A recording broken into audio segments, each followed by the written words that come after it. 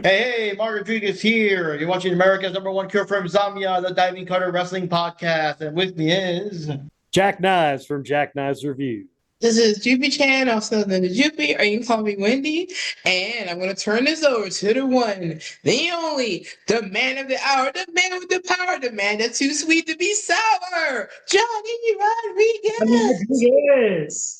All right, guys. Now we're going to be going over AEW Forbidden Door. Maybe the door should have stayed closed. Okay. They're in London this time. It's 2025 edition and everything. And they always do. We're going to be going over our predictions and what actually happened, who was right, who was wrong, stuff like that. Mm-hmm. And before we go into that, we got some wrestling news here and there. Just real quick, before we go into the bigger, more recent news, we found out recently the whole thing with Danhausen. First of all, I'm surprised that he still is at AEW because, I mean, he's been gone forever today. He still works here against his will. Yeah, and that's the problem. That apparently now it's found out that he's still under contract for like whenever he gets, because I guess he's still recovering from injury. So whenever he's out of injury, he's still in contract for like another year or 6 months, something like that. But it's like he doesn't want to be there. They're forcing him there, and it's like, okay, Tony Khan, if he doesn't want to be there, just let him go. Sometimes you have to sell those action figures. You know, they don't have the value anymore. Just sell it off to someone that will take it and put it in their collection and take better care of it and treat it better. Yeah.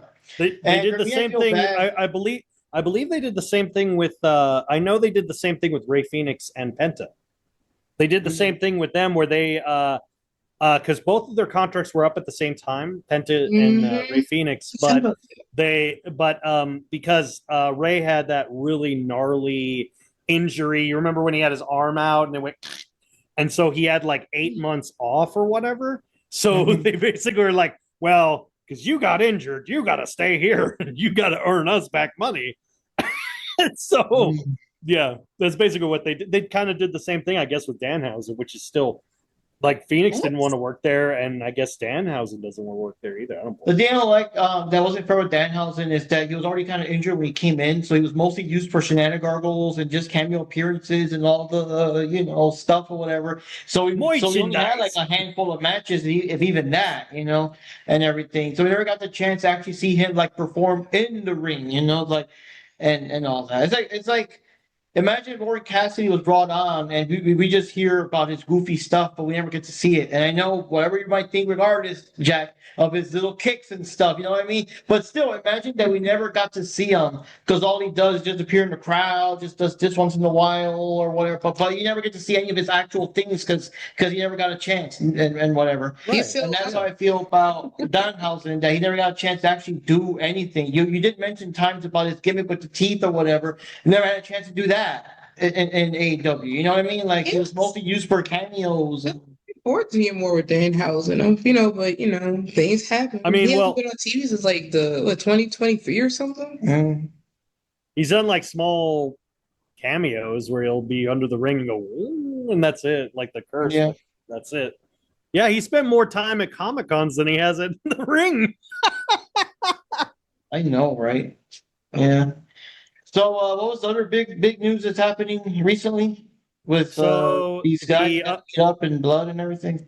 Yeah. So, on a positive note, before we get into that, Cody had his second child. Oh yeah, we saw him. Yeah, Leilani. That's his new second. So now he's a double down baby dad. He's a double down girl dad. So good news to Cody. That's kind of some really positive news. Another good news is I would say too. Oh, sorry. Oh, sorry. I would say for that. Too bad his father not around to see it. Yeah, unfortunately. But another good news is B. Priestley has officially signed with Stardom, and so that's a big news because as of late they've kind of lost a lot of their big stars to either Marigold or WWE. It's, to be fair, being Stardom how they are right now, I don't really blame them. But it is good to see B back on her feet, so that's a positive. Yeah. But I'm glad to see her be back in her regular name, not Blair Davenport. I'm glad to see her back in her real name and everything. Yeah. B. Priestley deserves far more respect in the world of wrestling than she did while she was in America. I hope down the road she'll get another opportunity. I think honestly she would kill it in like the knockouts division, or even like if New Japan still wants to double down on like building a women's division. That would be cool for her to be like at the forefront of it. Would be cool. But anyway, I digress. to quote Taz, I digress. So the big hullabaloo that everyone's talking about is the Psycho Stu Raja Jackson incident. And for those who don't know, quick summation, Raja Jackson was invited to a show called Knox Pro, which was a WWE ID independent show based out of California. And he went up to Psycho Stu with his full Kick crew. So he was filming like I Show Speeder, all these people. Psycho Stu thought he was part of the show, hit him with a beer can, apologized right away. And the promotion / one of the wrestlers told him to, oh, don't worry, at the end of the show, we'll have a planned spot for you to get your revenge. And Raja Jackson literally said, I don't care what they plan for me to do. I'm going to beat the crap out of this dude. So he does, in fact, that. Near the end of the main event, Psycho Stu is fighting, can't remember who it was, but he fought someone, and there was a spot for Raja Jackson to slide in the ring, pick up Psycho Stu, drop him, look intense, and walk away. You know, basic 1-2, and then, you know, maybe down the road if they want to fight, whatever. Raja Jackson instead slides in the ring, picks up Psycho Stu, drops him, and starts pummeling him, punching him a grand total of 21 times in real life in the face, knocking his teeth out, causing contusions, having blood on his shirt, and turning Psycho Stu completely unconscious and requiring at least 4 to 5 people to pull him off. And turning his face into a hamburger, apparently. Yeah. Yeah. Ooh. And Psycho Stu got sent to the ER. He was in a coma for, I think, 12 hours, if I'm not mistaken. God damn. They said he was in critical condition. I know that. And afterwards, Raja Jackson was still in the parking lot. He was on the phone with his friend and on camera literally said, well, he just pissed me off. He shouldn't have pissed me off. It was his own fault. And basically admitted he did it. He basically went into business for himself.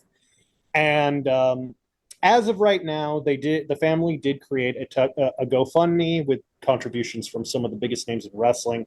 You know, Jericho, Jericho's donated. All these tons of wrestlers have donated thousands of dollars. Even shockingly, of all people, Mr. Beast commented and donated. He actually made a statement saying when he found out the truth about Stu, the real man who, for those who don't know, most people don't know who he is, but he has been on the independent circuit for 15 years.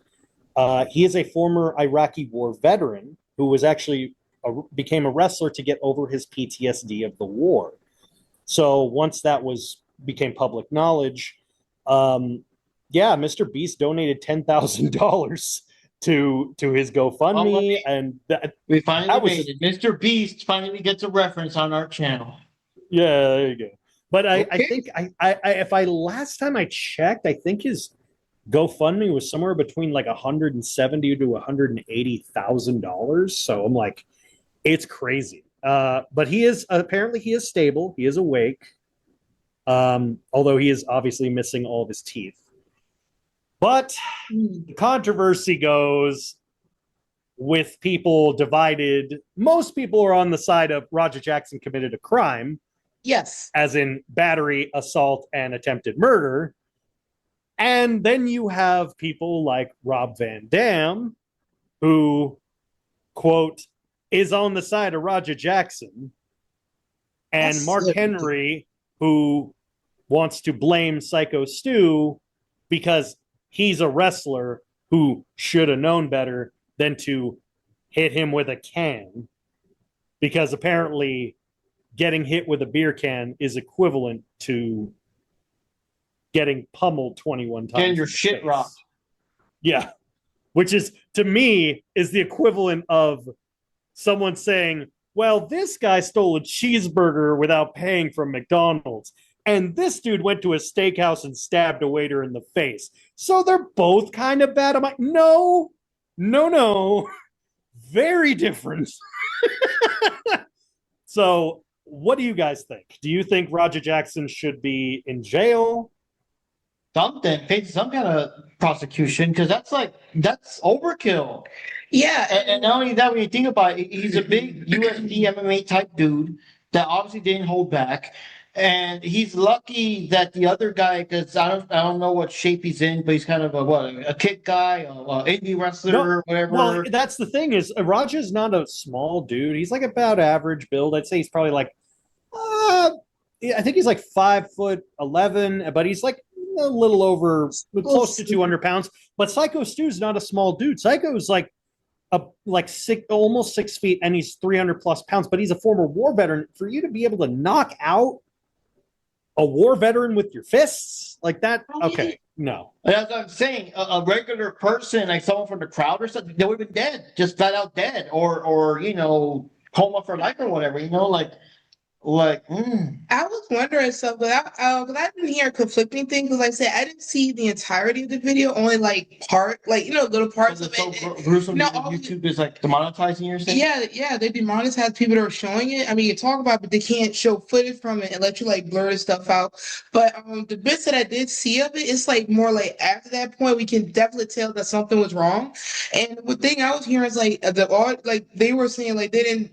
It took a while for them to click that something wasn't right, which is why they went into trying to break it up.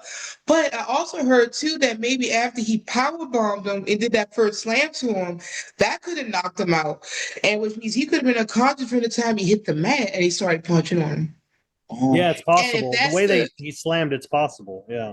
Yeah, and if that is the case, that means he is knowingly beating down a person that isn't conscious. So that should be attempted murder, a criminal charge. Yeah.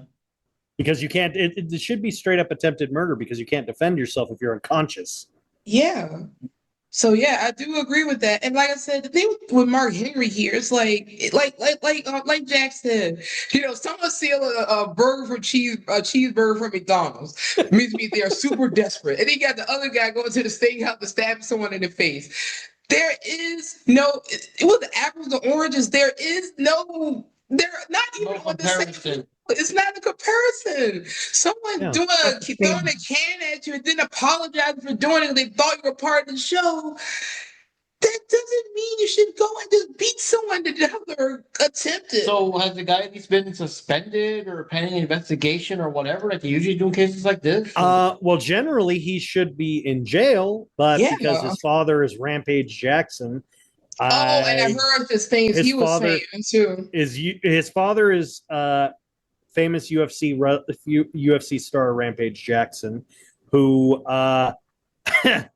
famously on Raj's Kick channel apparently said at one point, because he has 3 kids, he said he set aside college tuition for his other 2 kids, but set aside bail money for Raja because he knew one day he would need it.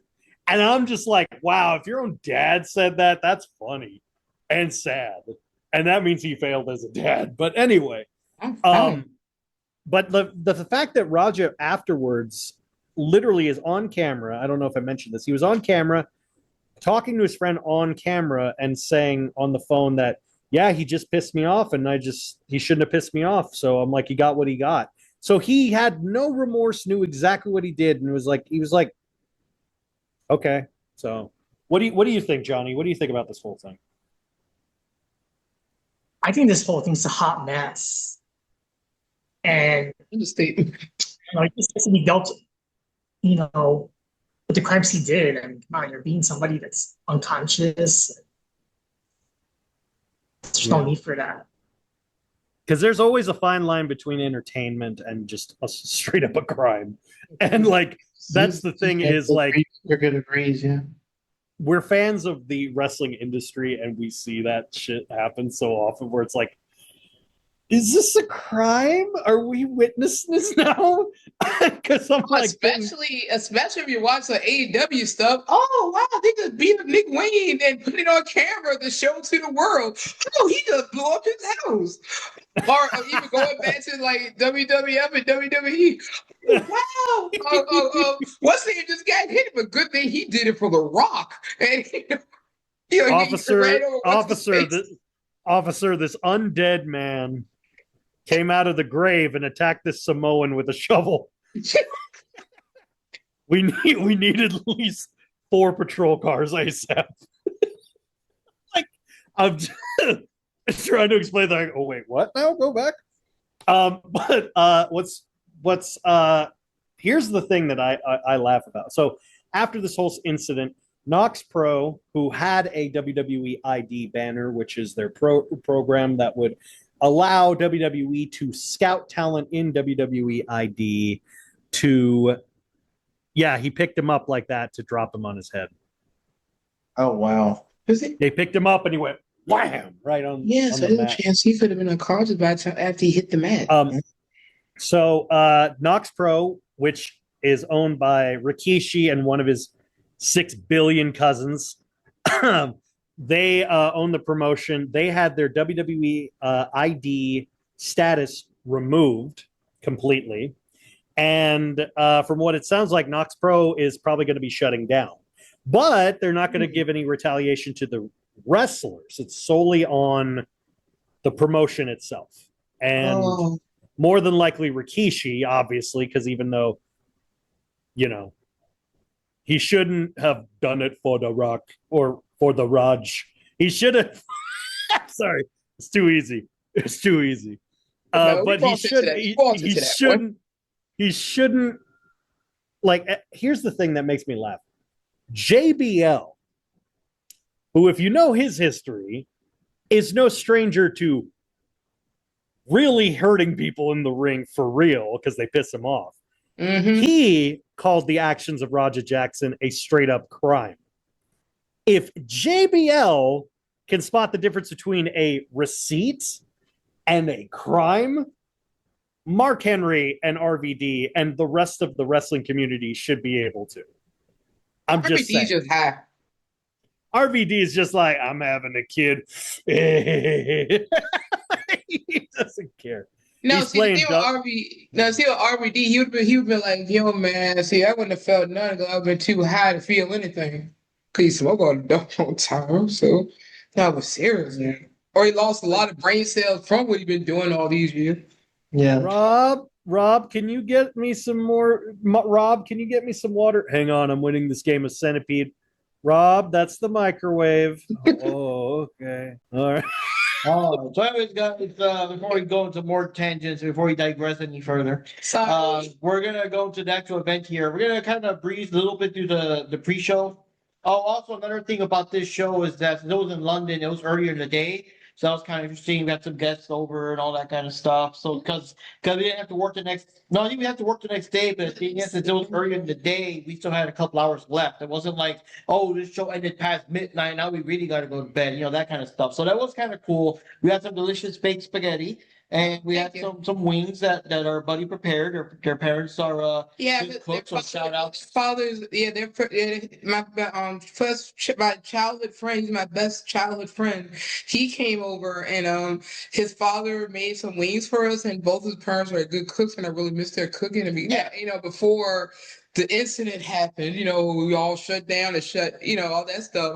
They were supposed to have like a picnic type thing, and I was supposed to get invited over. His father always said, "Oh yeah, we'll get those sausages that Wendy like," and yeah, that didn't happen. Okay, but anyways, it was cool, and shout out to you if you're watching the video. I didn't watch the podcast once in a while, so shout out. But anyways, we're gonna go here. We're gonna go to the 0 hour real quick because we didn't really. I care more about the women's match, to be honest. So let's get into it. Yeah, but there really wasn't much. So, Forbidden Door, it starts off with the 0 hour matches. There were 4 of them this time. Yep. And the first one was the Paragon and El Desperado with Yuya Uemura versus a Crew and the Callis family.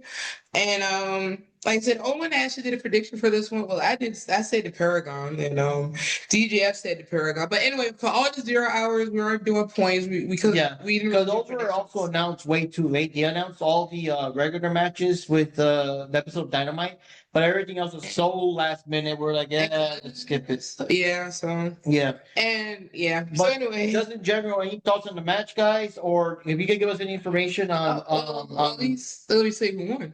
oh, The team with Paragon and now Desperado. you did mention that. So Desperado, here's the thing that makes me mad. I'm like, why was Ace in the main event when it should have been Desperado? Because Desperado has a long history against John Moxley in hardcore matches. So I'm like, they hate each other. So I'm like, it would have made more sense for Despy to actually be in the match and beat the crap out of Moxley. Plus, I would have loved to have seen him do a pinche loco against his, like, I don't know, maybe Cesaro or whoever. I don't know. It'd have been funny for him to do it against one of the Bucks. For me, it would be funny to hear him like yell out, "Oh my God, he's doing the pinche loco!" You know, that kind of stuff. Oh, now, loco. And Yuya Uemura, the Heat Storm Yuya Uemura, he is slowly becoming the new Ace. Slowly. Organically. Like the company wanted to use this other guy to make Shooter to be the top guy, but he's not really clicking with the fans. But Yuya is really clicking with the fans. He has this ring presence. He's really good. He's really crisp in the ring. He has the experience of not just wrestling, but he was actually, while he was on sabbatical in TNA, he was tag teaming with Joe Hendry. So Joe Hendry showed him the entertainment aspect of wrestling, while the actual wrestling work he actually got from, Jushin Thunder Liger. He worked directly under Ace. He worked so he's actually got some good credentials, and he kicked ass in the G1 Climax. So he was almost at the main event. He's getting to the point where he's close to the main event scene. So Uemura, pretty close to the top guy. Desperado is one of the top juniors. He's one of the absolute top as far as the junior division, which is like a weight class, kind of like cruiserweight. But Despy he's just popular as hell, and he's awesome. Can do hardcore death matches as well as high flying lucha libre style. So, his mask is just cool. he's just an awesome dude, and he usually he gets the nickname Despy from Starlight Kid from Stardom, the girl who wears the tiger mask, because they tag team together a lot. And so she's Starlight Kid or SLK, and he's Despy. So they'll be DSK or something like that. No. Or so anyway, but that's pretty much most of what it was. It was a fine match, but I was more like, why is he not in the main event, man? I love Ace, but I'm also like, I don't think he should have been in that match. That was just my opinion. But anyway, but the opening was fine. This is fine. So Johnny, did you catch any of the pre-shows matches? Because I forgot if you're working or not, or so, because different hours. I've seen the pre-show, but by now I probably forgot most of it. This has been a while. Well, anyway, like I was saying, the Paragons group won, and also at the end of the match, Ishii showed up.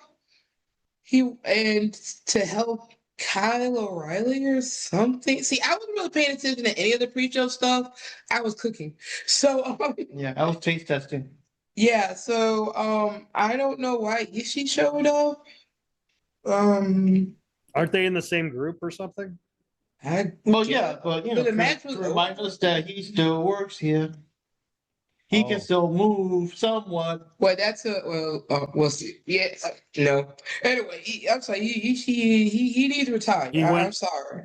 He's seen better days, unfortunately. He needs to be a manager or be a trainer or something. He should not be in the ring at all. The no-neck wonder. Only a tag team where he's spending 99.9% of the time outside of the match, outside, on the sidelines.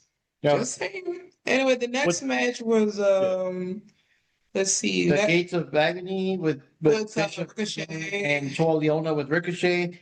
Going up against Kevin Knight, Speedball, Mike Bailey, which is your buddy's favorite wrestler. So Michael Oku could just be there. And Mike Oku, yep. trios match and everything. And yeah, Ricochet's team won the match. Yeah, and that's who DJF went for. He was the one that gave a prediction for every single match there for the pre-show. I actually did this one too. I just randomly said Jet Speed, but of course they lost. I didn't see this match. I know nothing about this match. I just know it happened, and I was in the kitchen. All right, next. I mean, for everybody else. No, I missed it completely too.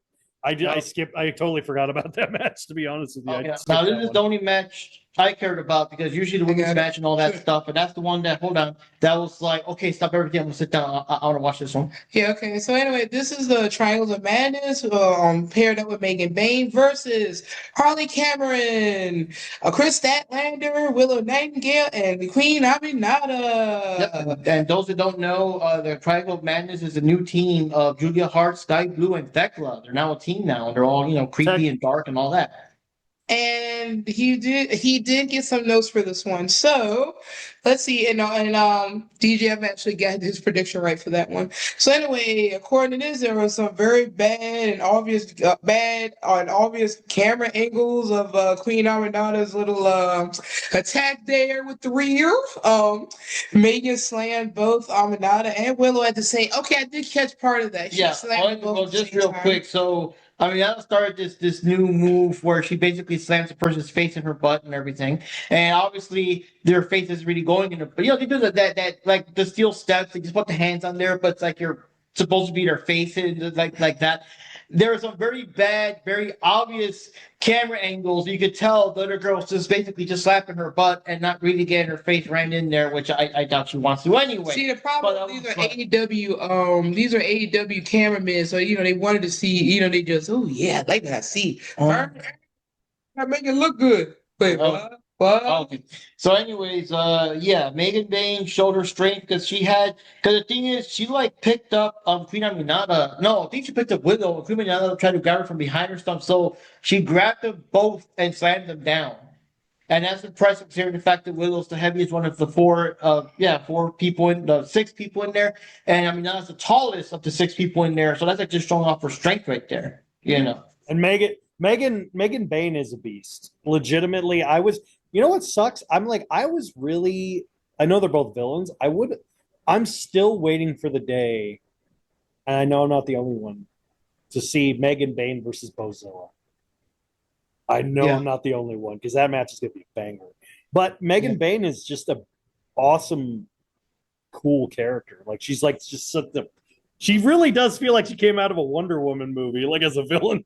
But what I do love is I'm finally happy that they're doing something with Sky Blue and Julia Hart by having them team with Thekla, because Thekla is a well-established veteran. She's been in the industry for over a decade, and she killed it on the European circuit before she came to Stardom.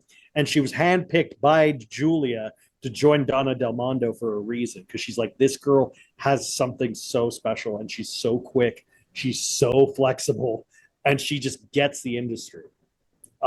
So I'm happy that they're finally shadowed with a veteran who's not going to overshadow them. Because the problem with Julia when she was in the House of Black was that it felt like she was the Scrappy Doo of that fucking group. It's like, oh yeah, she's here too. It's like, Julia Hart. It's like, okay, cool. But that's basically it. But now she's actually able to be prominent in her own, and Sky especially needs someone like Thekla because she really has got to step up her game in the ring. Yeah, but the only problem is they're probably going to have awful booking, and it's just. Of course, Tony Khan booking. That's part of the course. That's the only downside. Like say you have all this potential, but he doesn't know how to use it or bring it out. You know what I mean? Yeah. Especially someone like with Megan Bayne, or even when Camille was there, same thing. I mean, you had that potential. Camille's whatever, but right now, but Megan, I mean, they should be doing more with her. It seems this the whole Penelope. Oh, never mind. Anyway, Chris accidentally let me see. the Haley part. Oh, Haley took off the mask and then she bashed Megan with it. Oh, and did a DDT. And then Statler accidentally slammed into Willow.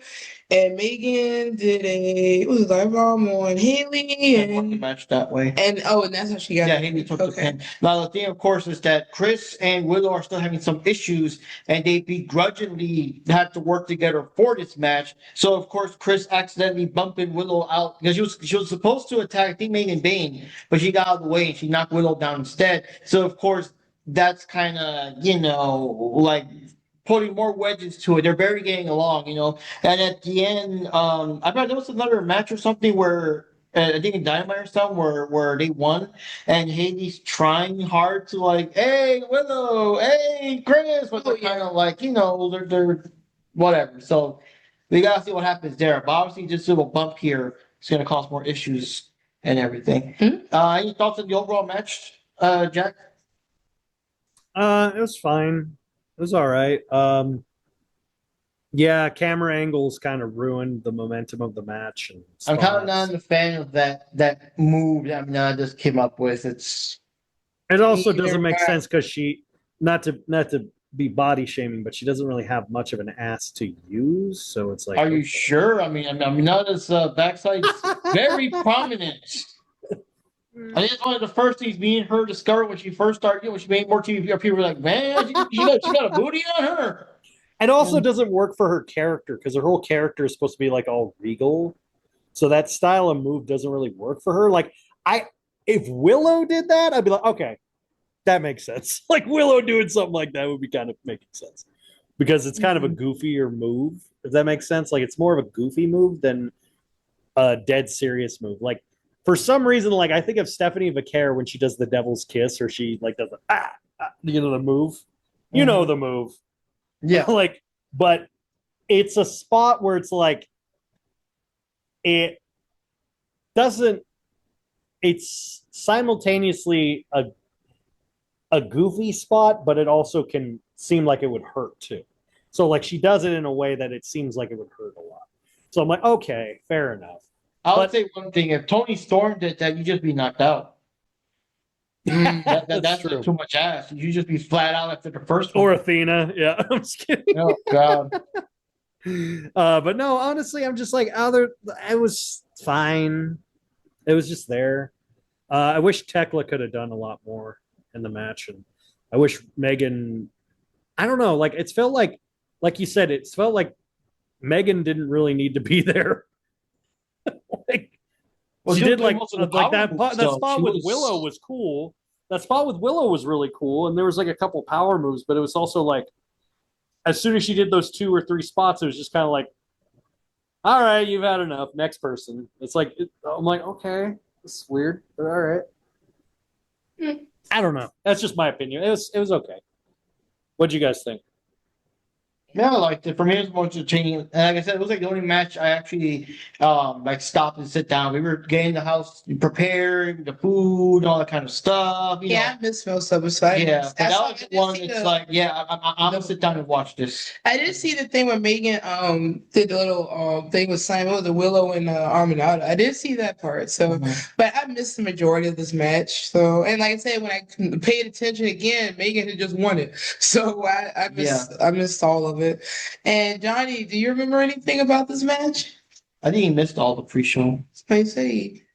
No, I still watched the pre-show. I just don't have a memory by now.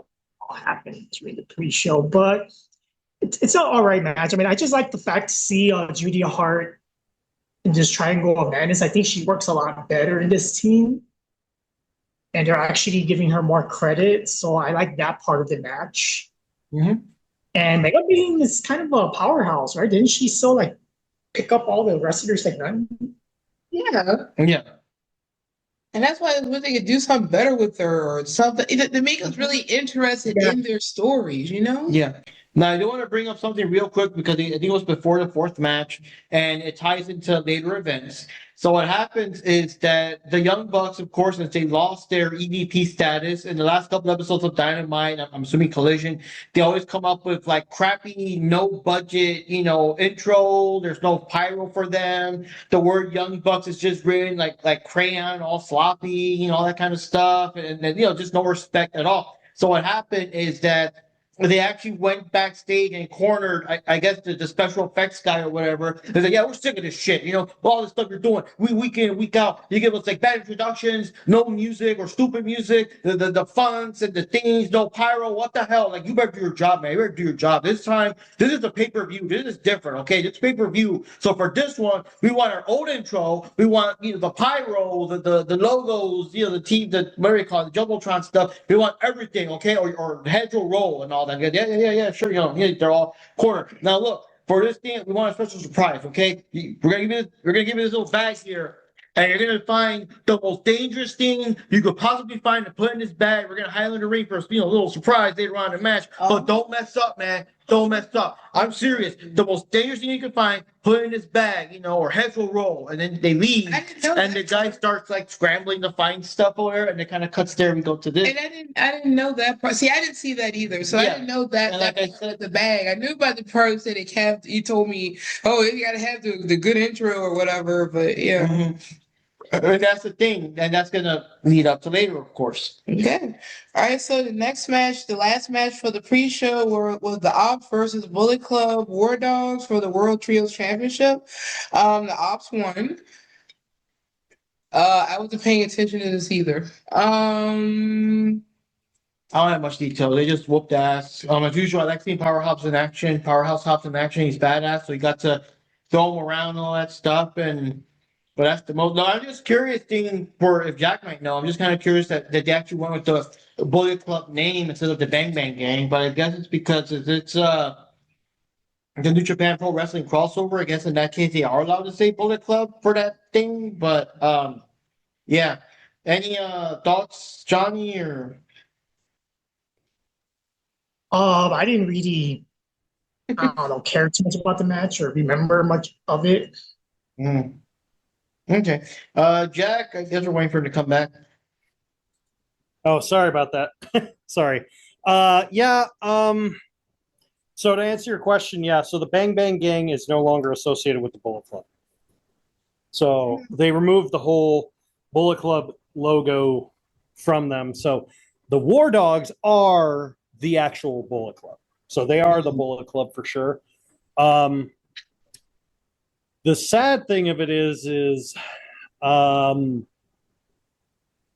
was really hoping this. I was really looking forward to this match, and then it kind of just felt like.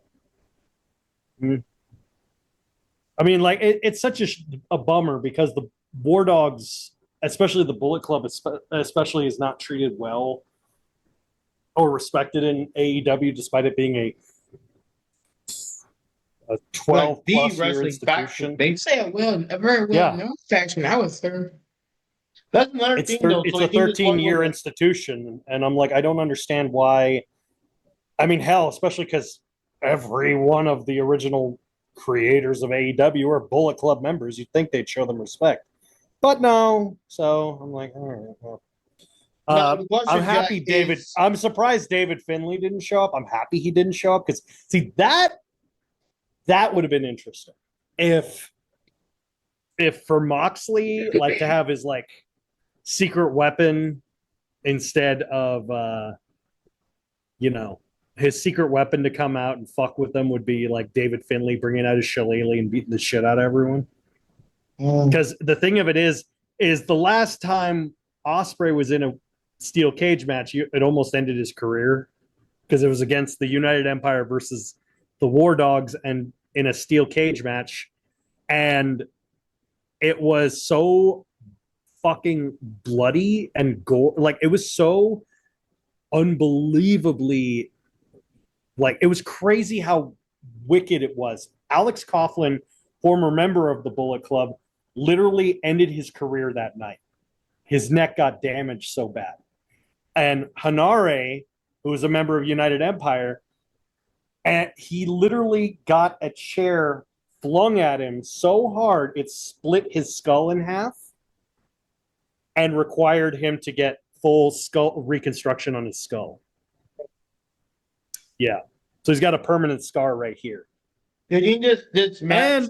And fun fact, Hanare is in real life. Not joking here. Hanare is the direct royal bloodline descendant of the original kings of Hawaii.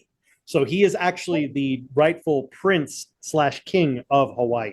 So he actually has like tribal makeup on his face to symbolize that he is the actual prince of Hawaii in real life. It's like not a storyline, it is actually a thing. But anyway, Then I'm gonna ask you, Jack. Do you think this match would have benefited Bear Grylls on the actual show instead of like, I guess, kind of rushing because it's 0 hour and all that? Oh yeah, 100%. It would have been way better because I'm like, I'm like, why is this on the fucking pre-show? This is bullshit, man.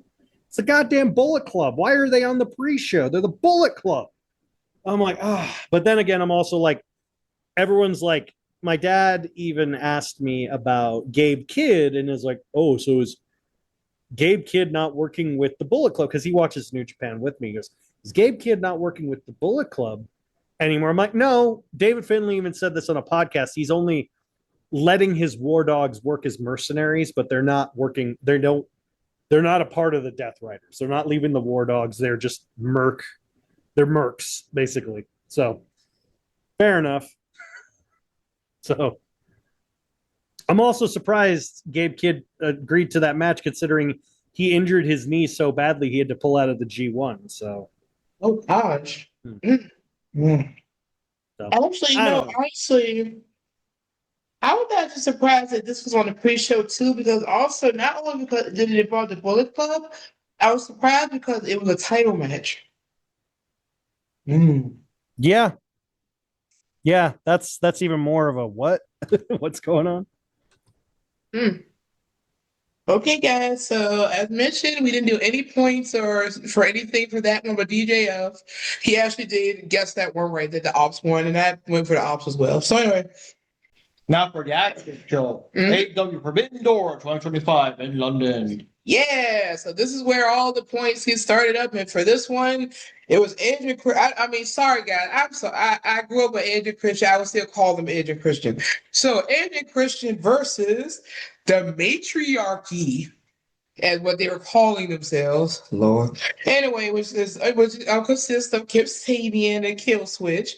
I still call him Luchasaurus. I forgot he was Kill Switch until he came back, and everybody in the audience was going Luchasaurus, Luchasaurus. I was like, hey, it's Luchasaurus. And it's like, oh wait. And Mama Wayne's in the background. So you want to say the original match was supposed to be against what's his name, Nick Wayne and what's his face, and Kip Sabian, but apparently Nick Wayne got injured in one of the previous nights, and so Kill Switch made a surprise return to take his spot. And another thing is, number one, I'm surprised that he's still called Kill Switch, even though he's no longer with Christian Cage or whatever. But one thing that's surprising about this match also is that Nick Wayne did not appear somewhere, because I don't know, they had a little promo thing last episode of Dynamite. I think it was kind of like overemphasizing that he won't be there, he may not be there, whatever. I'll say, yeah, he's gonna probably show up near the end and do some shit and cost him the match. And the fact that he didn't show up on this past Dynamite, did he? No. So that must mean he must be legitimately injured. Yeah.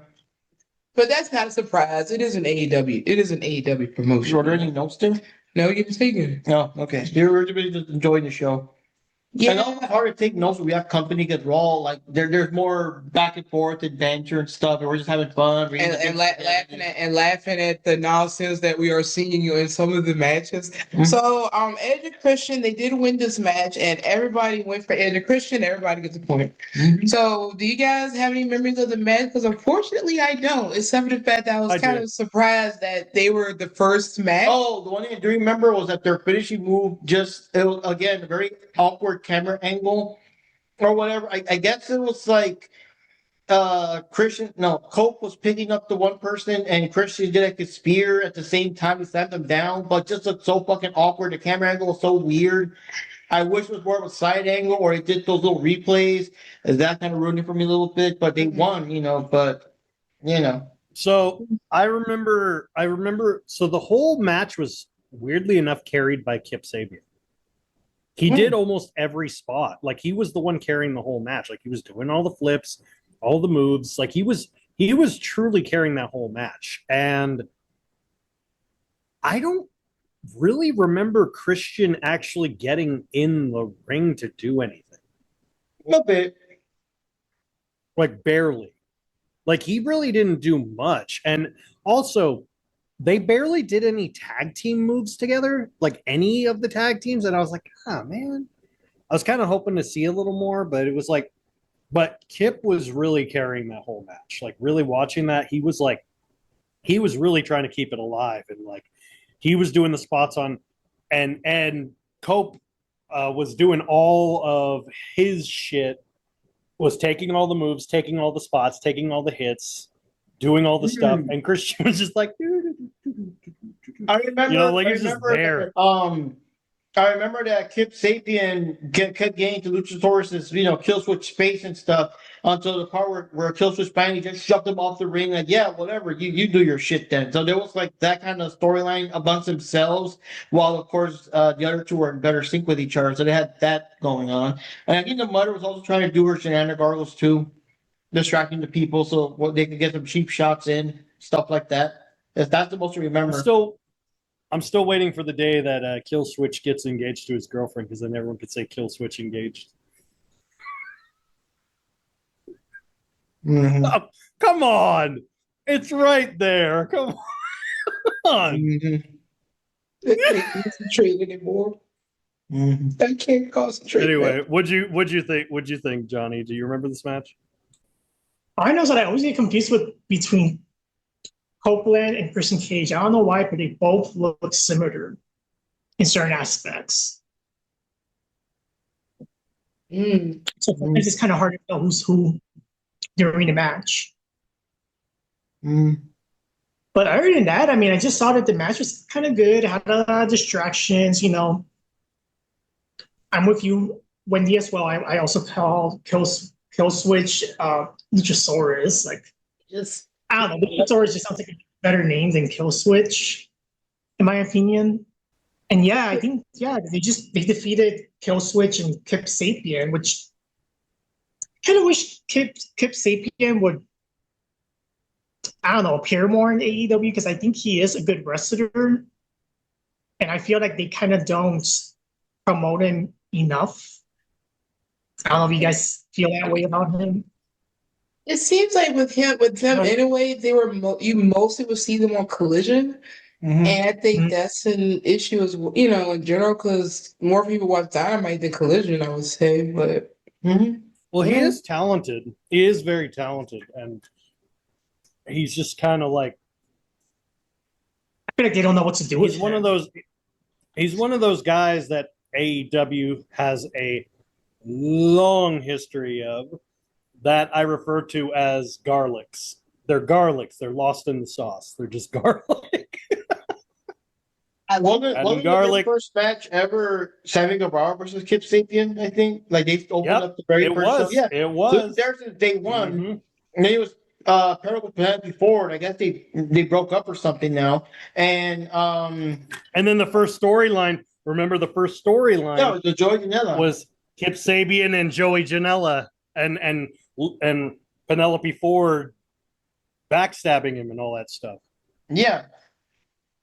So my only credit is that with him being part of this gang here, at least he gets more airtime that way. Because before he was really lost in the shuffle, He was doing that weird thing with the cardboard box on his head or whatever once in a while. Yeah, I still don't understand what that was. I was like, why? Wait, that sounds so familiar. AFC. Oh, you know what it is? You know what it is? They are Street Fighter 6 goons. Yeah, the Street Fighter 6 Mad Gear people from the World Tour mode. Yep, there we go. God, you. Anyways. All right, so going on to the next match on the card. About who? Oh, we all went for them. Yeah, everybody went for Edge and Christian. Okay. Okay. The next match was Kyle Fletcher versus Hiromu Takahashi. And the winner of that match was Kyle Fletcher. And everybody went for Fletcher except for Jack and Panda. And unfortunately, I just don't remember anything about this match. If I don't put down a note to get a quick reminder of something, I am not going to remember much. It was I don't remember mostly it was a good back and forth because Fletcher is talented and all that stuff, but I just knew the other guy wasn't going to win because unless they have a surprise that he wins and has he's all elite poster or something, like they're not going to give the title to like the special guest. Yeah. If it wouldn't have been wouldn't have been a title match, I could have maybe said that it could have been Takahashi, but since it was for Fletcher's title, I just couldn't see it being exchanged like that without building the other person up in some way. Even though AEW isn't good with building people up sometimes, but in this type of case, because how do we know Takahashi's going to even be there around to do that when he probably has some New Japan stuff to do? And no, in reality, it's kind of sucks saying this, but considering he was like one of the guys, Time Bomb really elevated Fletcher. Like he really showed like credibility for Fletcher to do moves, like be flexible, work around and do more hit spots because Time Bomb is strong as shit and he can actually take hits. So that's the thing is like Fletcher is extremely talented. He has a lot of skill. I mean, he was a part of one of the best tag teams in the world at one point. And the thing of it is the only downside is that Fletcher is really, really talented, but he doesn't really get that many people to show off his skills to because a lot of people he has to hold back on. But here I felt like he really got to, loosen his muscles, so to speak, and do a lot more spots and hits and strikes and, show more reversals and flexibility. And Time Bomb allowed him to do that. The only downside, I wish Time Bomb was better than he is now because he has really lost a step since LIJ disbanded, and it feels like he doesn't know what he's doing. So he's like, since Los Ingobernables de Japón broke up, he doesn't really know what to do with himself because he's not good enough to run for the junior division anymore because he's not quick enough, but he's not big enough to strong enough to fight against the world title. So he's kind of in a situation right now where he's kind of wandering and trying to figure himself out. So who knows? Maybe New Japan, maybe AEW will sign him. I don't know. But granted, he's super popular and he's crazy. So, hey Jack, was your Randomness to Japón split up? Yeah, they broke up. Like recent or how far back was that? A couple months ago because Tetsuya Naito they didn't re-sign Tetsuya Naito, and I mean he is the founder, leader, and creator of Los Ingobernables, and as a sign of solidarity, because they didn't want to re-sign Naito because of his health issues, and so Naito, instead of re-signing, he just did one final send-off with LIJ, and Bushi also left the company in solidarity. So Bushi left, and they did one final pose together with all 6 members, even Teton. Well, Teton couldn't be there, so there was 5 out of the 6 could be there, and they had one final goodbye match and in a tag team, and then they broke up, and then Time Bomb did one last match with Teton in CMLL, and then that was the final thing of LIJ. So they were they've been gone for a while. And the last time anyone's heard from Naito, I'm not even joking, I'll send you the photo so you can post it here. Naito was spotted working behind the counter at a yogurt shop for fun. Oh, that's cute. No, okay. He was like in full wrestling gear with his hat, Was he? soft serving ice cream. Was you guys seem like this? He did actually. He went like, it's fucking awesome. But it's kind of sad. But like I said, it's like the end of a legend. But you know, it is what it is. I mean, like they went on good terms. They're all still good friends. So that's all that matters. But it's kind of sucks for Time Bomb because you know he's kind of like wandering and not knowing where to go. Still the Naito thing, I find this kind of cute. He's serving up the, he's still making people happy. That's all we can say, right? Hey Johnny, Yep. do you remember anything anything else you'd like to add on about this match with Fletcher and Fletcher against Takahashi? I just remember that Kyle Fletcher is very athletic. He's doing really good in the ring.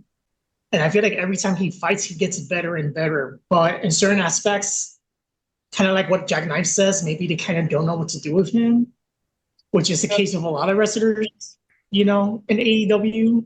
Yes. So that's always going to be a problem with AEW.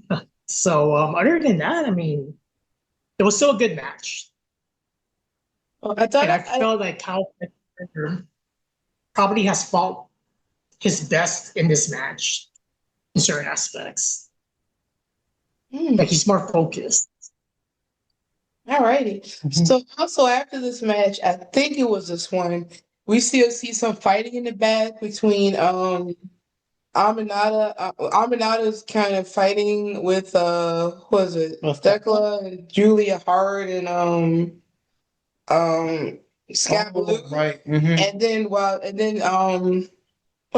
Jamie Hayter shows up and helps her against them. Rocking those tight 70s pants.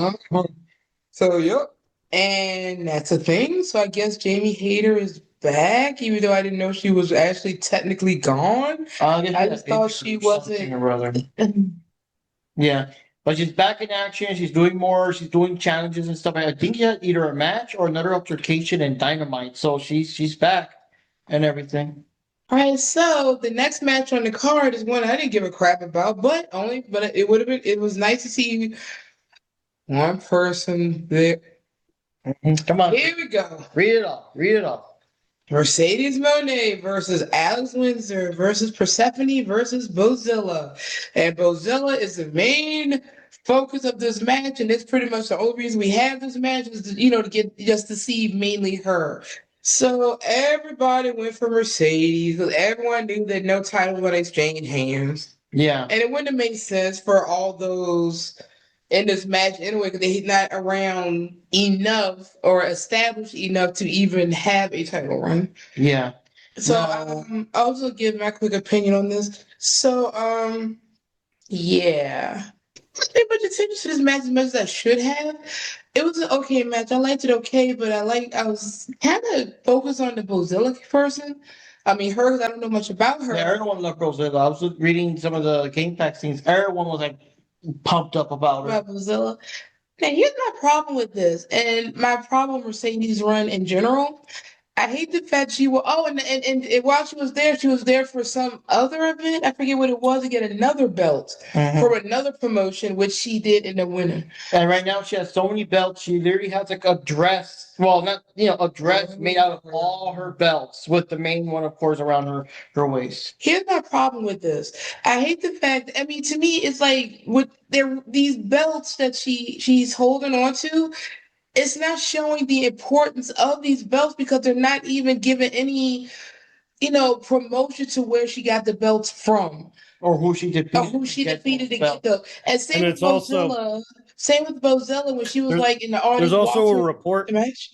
Real quick, sorry. There's a report that also came out that already did confirm that Tony Khan is literally paying indie promotions to pay to let Mercedes have their belts.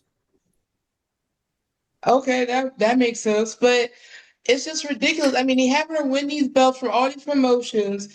They didn't even put a package together. Like for Bozilla, she's sitting there in the audience. Yeah, she's gonna go for Mercedes' belt, but it's like Well, I'm sorry, she's not even established. Who is she? For the people who don't know, not everybody keeps up with all the different promotions.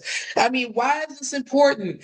Give a story, give us something to work with It was a package or what's company is getting from, and just try to make the Remember- belt seem important as opposed to constellation Remember- prizes or Remember how you guys asked me the last time we did a podcast about who Suri was? And I explained to you guys how important she is and how she's literally, I still have the magazine, the Pro Wrestling Illustrated, where she was ranked number 1 in a list of 200 greatest women's wrestlers on the planet. She was ranked number 1. And the fact that you guys don't know who she is because, and I'm not blaming you guys, but because the company doesn't give you anything. Yes. You have no idea. And that's the problem. You don't know, and that's not on you to know. It's on the company to tell you. I mean, okay, like for example, Bozilla was sitting in the audience, he came and said, "Oh, so well, I'm thinking, was she from Stardom? Is she from was it Joshi? Is she from Miracle? I mean, it's like we got nothing. It's just, oh, she wants Mercedes' title. Why? What's I will the tell point? you, And same with all the titles she's walking around with. They're not even promoting those titles. So how is it helping their companies for her to have them here and to make their companies look good? I mean, that just doesn't sound right to me. And I'm a very casual person when it comes to wrestling. I should not be asking these questions. Someone also said in a podcast about the. I can Jack. explain who both. No, I was going to say real quick, we saw a podcast that was going into detail about Sasha and her meaningless titles, and they're saying one of the titles is actually like from the Owen Cup thing, which they say shouldn't even count because that title's not being defended or nothing, so... Oh, I forgot about, that's right, on her cup, that's just a once-a-year thing, so no, she really shouldn't. It's a ceremonial title, just like how one of the, how she's the undisputed Rev Pro champion? She's got 2 belts. One of those belts is also ceremonial, so technically she only has 6 belts. Or 7 belts, but still, she has too many fucking belts. But the point of it is see, I can explain who Bozilla is in less than 5 minutes. Bozilla is a dominant Austrian wrestler who dominated the European circuit. She is a huge, obviously you could tell, huge woman who just flatlines the competition, and she's been often called the female Walter or Gunther. She is, in fact, quite like that. She was in Marigold for a short stint, but then now is contractually obligated to Stardom and is now a part of the newer faction called Mi Vida Loca, run by Suzuki, and she is trying to make her way into the top promotions, just going after all the top champions in Stardom bit by bit, even though she got one-upped by Azumi, because even though Azumi's the smallest, and just that picture of Azumi versus Bozilla, just it's over a feet tall difference. But Azumi got her one up on her by outspeeding her and rolled her up and beat her, and it was crazy. But the fact that she is a domineering force, and she's won a championship in pretty much every promotion she's been in. So the fact that the company's just like, she's a big woman, and it's like, okay, what else? That's all you need. So is she like the other big woman? No, that big woman has a feather headdress. Oh, okay. It's like, what are her accolades? What is her history? Give us something to work with so we as an audience would care about this person. And that is what I'm saying about my problem with the women that they bring in a lot of the times. We can't care about them because they don't act like they care about it. Because they don't make us care. But as far as this match is concerned, Bozilla truly carried it. You could tell she really carried this whole match together. She really was like just doing spot after spot. She was helping the women in the match. She was elevating. And even Alex Windsor got some great technical work in doing her submission. I I kind of would have liked to seen a little more from Persephone. And then Mercedes, as per usual, is like a mosquito, and you're like, I thought I got rid of you. She'll just randomly pop up out of nowhere. And like that's her spots in general, just like The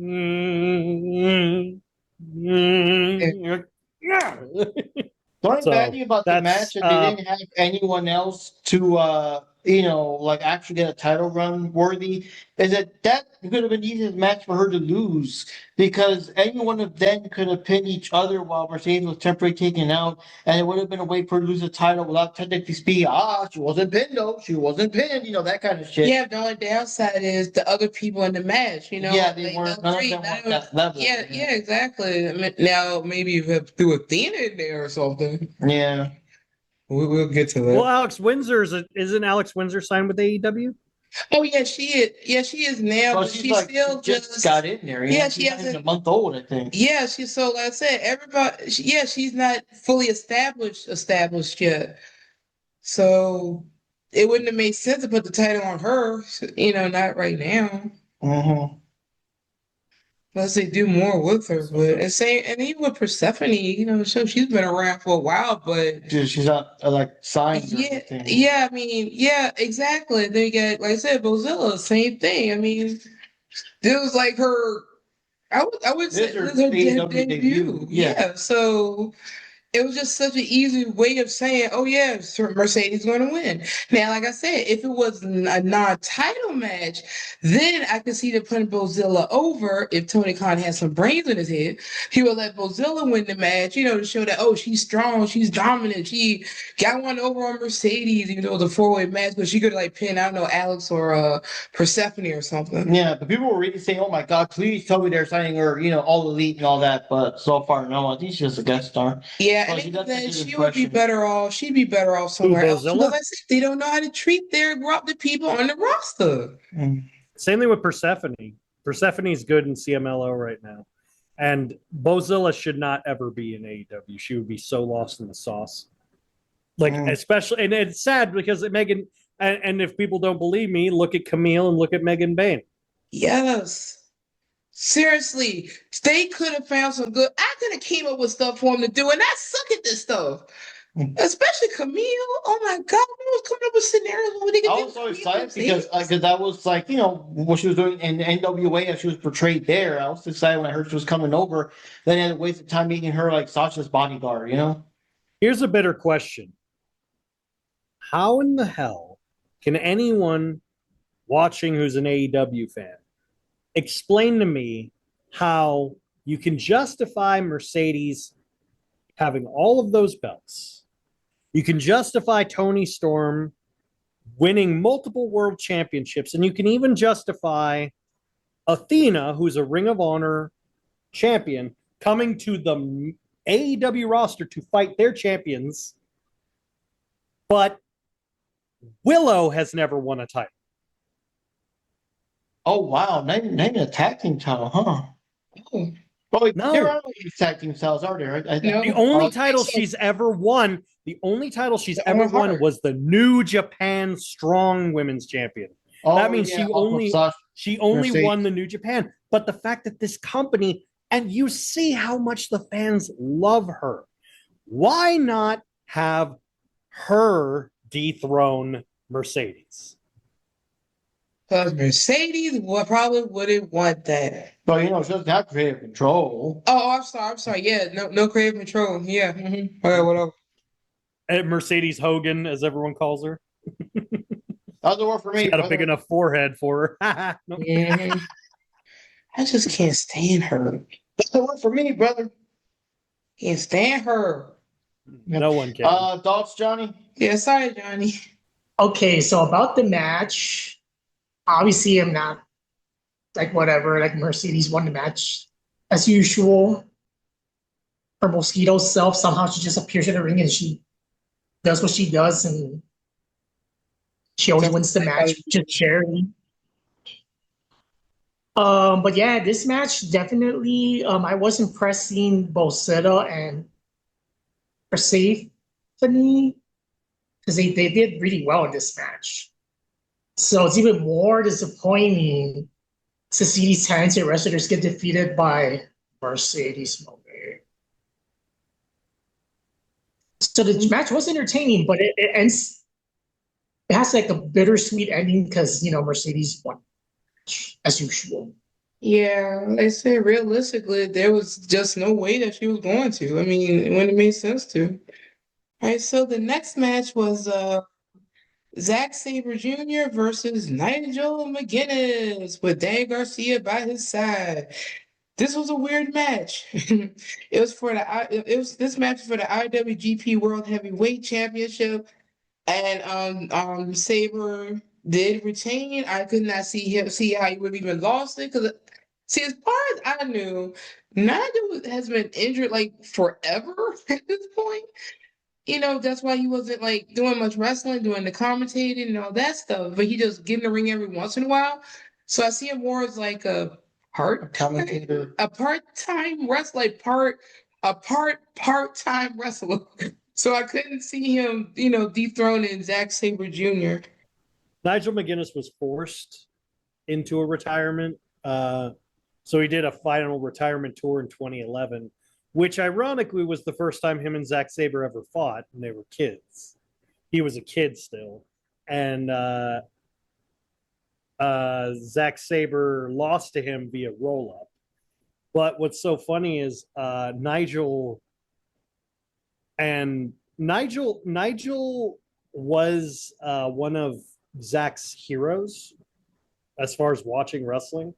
So, because honestly, if you guys have the time, watch Nigel McGuinness in Ring of Honor. Oh my God. No one could touch him back then. In his prime, holy crap. His style of wrestling, his technical mastery was so good. I mean, you saw some of it in this match, but it's kind of more like a watered down version of him. And Sabre is the ultimate technical wrestler in the world right now. So Sabre one of the last like real big name sort of like indie guys that has still not been snatched up by WWE, AEW, TNA, or any of those, right? No, I mean not necessarily. Well, Zack is insanely loyal to New Japan. Like he's beyond loyal to New Japan. Like it's not about money. It's never been about money for him. It's always just been about respect and love for the industry.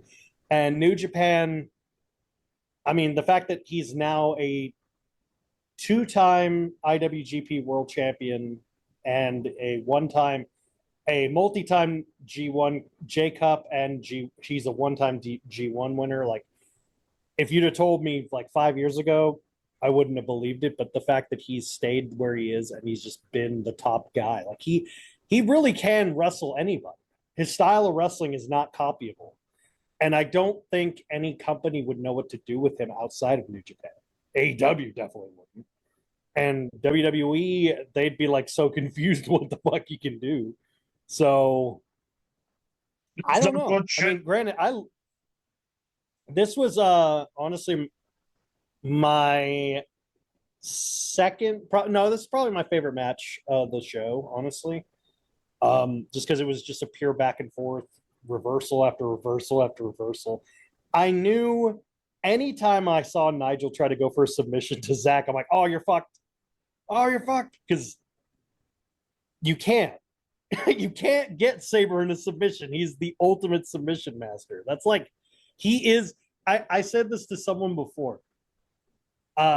Wrestling like Jonathan Gresham, which so happy he's okay, but those who don't know about Jonathan is he still wrestling now, or what's he doing since he left Ring of Honor? And oh, you guys don't know, I didn't mention this. So Jonathan Gresham, about a month ago or 2 months, or about less than a month ago, he had a stroke.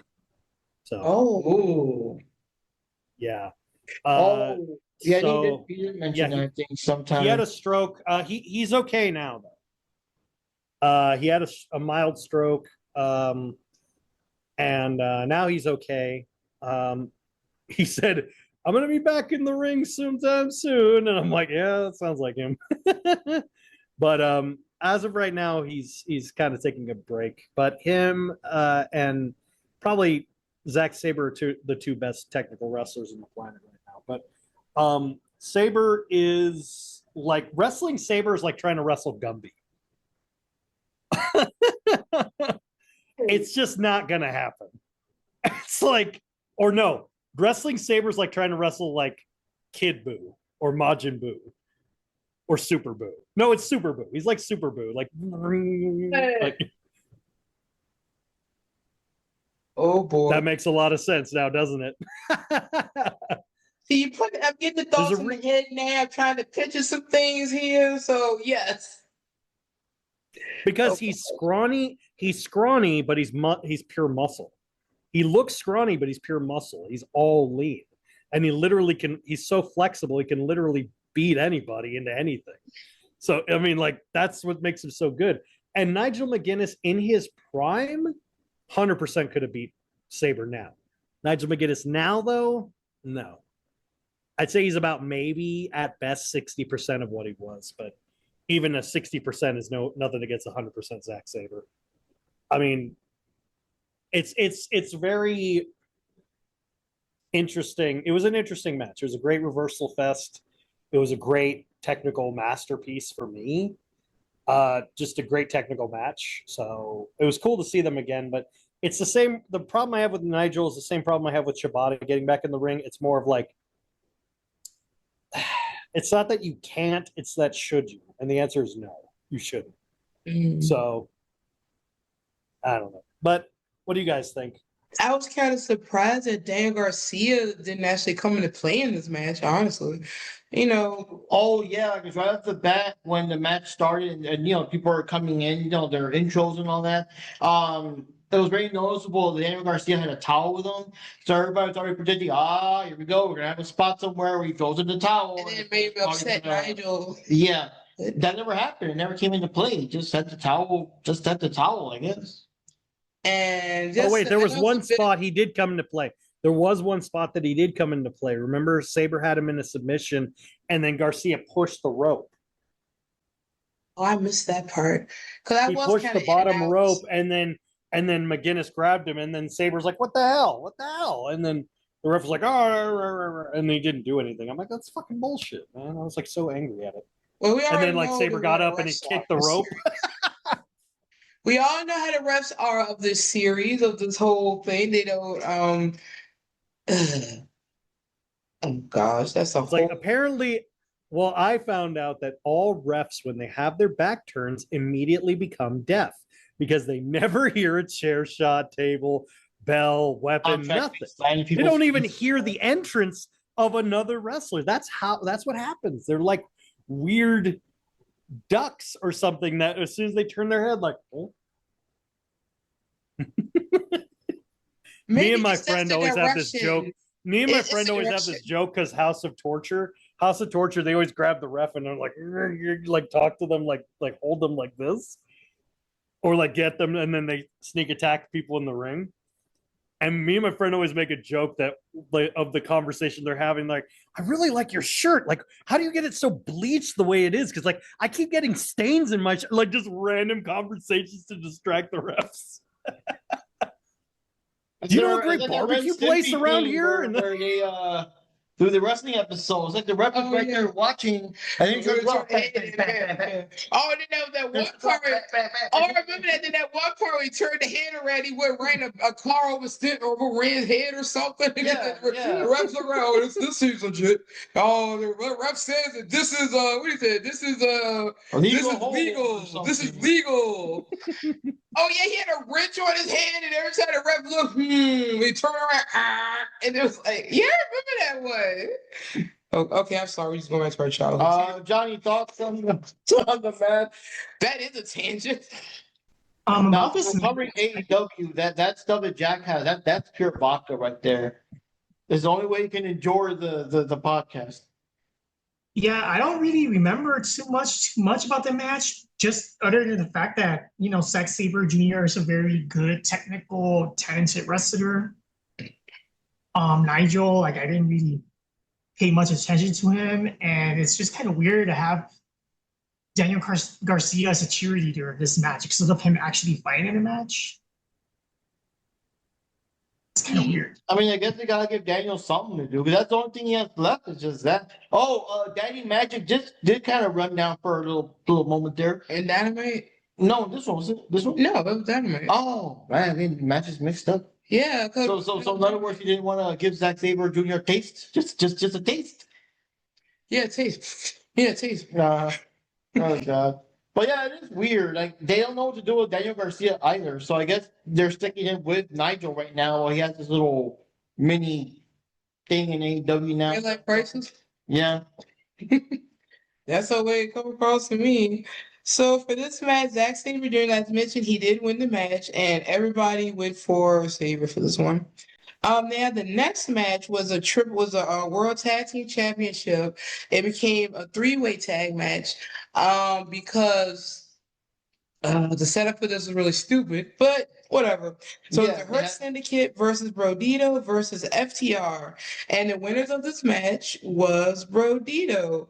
But this, the interesting thing about this with the predictions, it was split. It was evenly split, 3-3.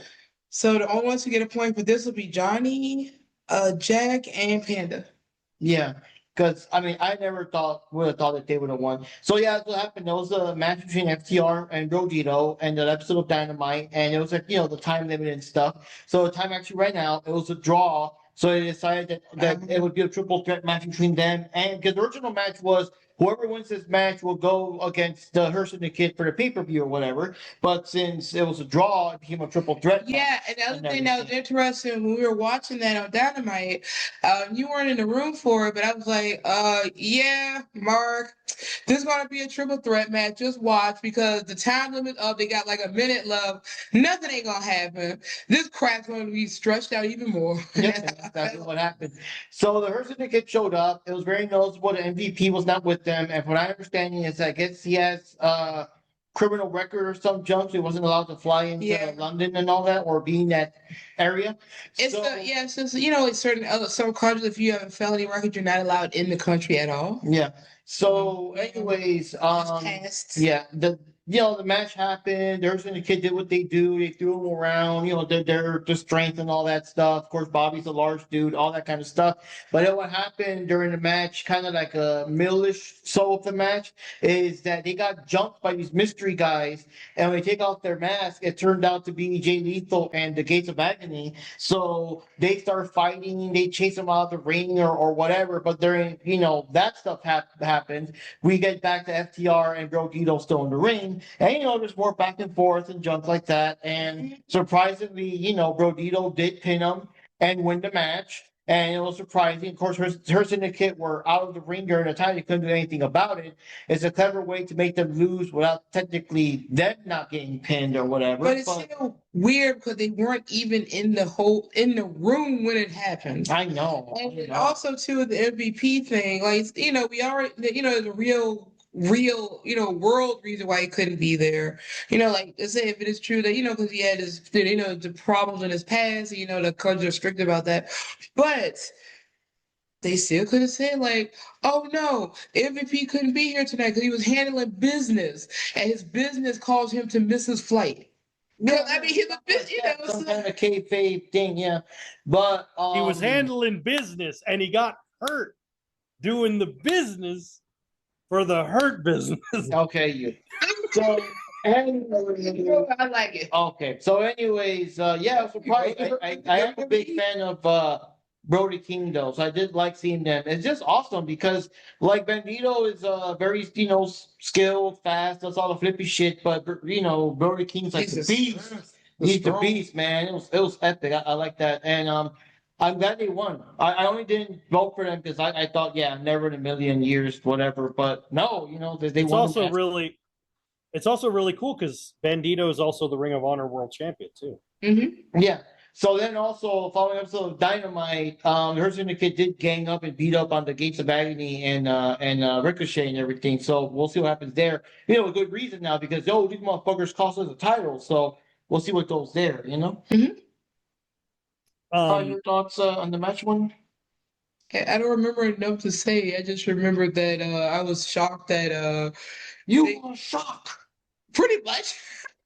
I will say that how I think I it's how they lost the titles that surprised me. I think I can speak for everyone when I say thank God Brody King and Bandito were in the match, because otherwise it would have been the stiffest, stalest ass match with just the Hurt Business and FTR, and it would have been a snore fest.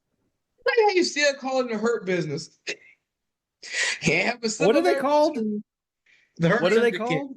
Yeah, remember, Okay. I keep forgetting what they're called. Syndicate. I seriously forgot what they were called. Legit. Oh, just I'm like like, everybody got Luchasaurus and Kill Switch. I always love the absolutely necessary AEW name changes that are not quite like. I still love the joke where everyone said when Adam Copeland signed up, and my friend said, "What are they going to call him? Pointed Corner?" I was like, They should have. Why not? They should have pointed Remember corner. when Aleister Black came in and they didn't know what to call him because they didn't get the memo on what his name was going to be, and they're calling him Johnny End and other things that they didn't know what to call him, you know? Because that was his original name in the Indies, was Johnny End, and then they called him Malachi Black, and I was like, okay, fair enough. So I think I'm like, I seriously forgot, but honestly, like I could say safely, if it wasn't for Brody King and Bandito, this match would have been a snore fest. But they luckily really carried the match. They had a lot of great moments. I love Bandito. I love Brody. I love them both. If I ever meet them, I'll definitely get them to sign my Ring of Honor flag. I'm happy they're the new tag champs. I'm finally happy Brody has a damn title in that company. He's been there a while, too. Sheesh. Yeah, he's been there a while. Weren't they trios champs with the House of Black, technically speaking? Really? They were? Yeah. Oh, yeah, they were trios champions. That's true. I forgot about that. So did everyone else. No, I'm kidding. Yeah, unfortunately. Well, I didn't remember. I forgot that too. You know, you just mentioned that. Mm-hmm. Is Buddy Matthews still around? He maybe still works here. He maybe still works here. Yeah, I don't know. I don't know if he got injured or because he's not injured to my knowledge. He's not injured to my knowledge because I watch him and Rhea on Twitch, so I don't. He's not injured, so I'm like, oh, sorry about that. He's not injured to my knowledge, so. Wait, so remember, if we don't see them in the 0 hour, which is that we all still work here promotion, then maybe he isn't there anymore. But you can't even check the AEW page for their roster because they're fucking outdated. Yeah, some of them outdated. Well, but even Ryan still works there apparently. If you go by the site. Apparently. I was probably what's his face? Cody Rhodes is still there. No, I'm just kidding. No, what were the guys? Santana and Ortiz apparently still work there because based on if you go by the site. God. Hey, if they pay me, I'll fix it for them. I'll probably mess it up, but I'll try. But like I said, I'm. Oh, there was one other. There was one other thing I forgot to. Wait, hold on, Jack, just real quick. Buddy Matthews is recovering from an ankle surgery that happened August 2025 to repair a partial ligament tear. Apparently, it happened during his entrance in Grand Slam Australia, where he was still wrestling for 15 minutes despite the injury. Oh, that's right. That's right. That was the match against Okada. That's right. I forgot about that. He did the flip and his ankle went. I forgot about that. That's right. Okay. Okay, so he is injured, and he still does work here. It's just Okay, yeah, because like I said, I watched their Twitch channel, and he didn't look injured. Like, I mean, they do like workouts and stuff. So those ankles. Okay. Oh, I guess if he's like gaming on Twitch, how can you tell because his ankles are the problem, right? He's just sitting. No, like they do like workouts sometimes on the. And like workout and stuff. So I'm like, oh, okay. Like I didn't know, but that makes sense now. Okay, all right. He's just probably fully recovering. Anyway, okay, that makes a lot more sense. But anywho, yeah, this is a good match. I thought it was a good thing. I'm happy they're tag champs. What do you think, Johnny? I'm just glad that the Brodito team, they won. It's about damn time. But early in the match, I don't know why, but I'm just never really that interested in the Hurt Syndicate. Like I'm never really that invested in their storyline. And the FTR, they're just at this point they're just total garbage. Like it's not the same. They're not the same tag team they were even like maybe a year ago, or like they in my head. I had a visual of like I wish Jay Briscoe was still alive, man. I really do, because I can hear in my head the Briscoes cutting a promo on FTR and Mark and Jay just going off on them. It's all like, hey, look, everybody, it's FTR. Except you should put an A in the middle of them because you ain't FTR, you fatter. Like, just, I can see them saying something like that. And then like Jay would chime in, it's like, and just like your name, we're going to make your mouth match it by giving you a couple fat lips. Like, like something like that. I could see like the Briscoes just cutting promo after promo, just like, oh, I miss that stuff. But that's the stuff I'm like, I miss that sort of dynamic. But yeah, FTR suck now in the ring. I'm like, man, you guys were so good. What happened to you? But here's the thing: like, even if they wanted to go to the whole like heel direction, they could have done it in a way that is still palatable for the audience. But the way they go around it, like, it's just like I feel like they don't even care anymore. Yeah, I think they just really don't. They're there for the chat at this point. They get, I mean, that's what it feels like. And I definitely agree. I definitely agree with Johnny here. But FTR, it's like, just. But he got Big Stoke. Anyway, he don't get no holes, but he still got Big Stoke. Anyway, on to the next match. I was going to say something with the FTR thing. So, with FTR being a part of this match and FTR losing, it kind of makes sense because they're building them up to go up against Edge and Christian at some point. Yeah. So that's probably the other reason why they had to lose the match. Yeah, because that was the thing too. They also discussed that they're kind of working together, kind of like Edge. Well, whatever. Cope will help Christian with his problem, and then Christian will help Edge cope with his problem. So now they took out the matriarchy. So now they're going to focus on taking out FTR. And of course, after that, then we'll see what happens between them. They're going to break ways again or what. Yeah, so they're going to go up against FTR at All Out. Was it next month? Mm-hmm. So we'll see how, and they're going to be in Toronto for that one, right? Yeah. They're their home turf. So, of course, they probably will win. I'm sorry, I just can't get invested in FTR anymore. I just really like FTR. I actually cared about FTR, and I just wish they'd go away. Anyway, the next match on this card is Swerve versus the Rainmaker Okada. And this is another one that was kind of split down the middle between everybody. The real question is, will Okada try this time? And he really didn't. Not much. So anyway, Okada did win the match. He retained his unified Captain Crunch Continental Breakfast chant, whatever. Mm-hmm. Anyway, and the only ones who get points for that one were, let me see, Swerve.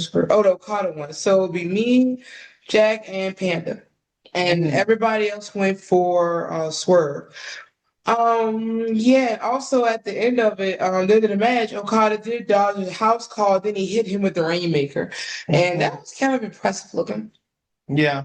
I mean, I think Okada, because Swerve still kind of forced a match out of him and stuff, so he did kind of somewhat try.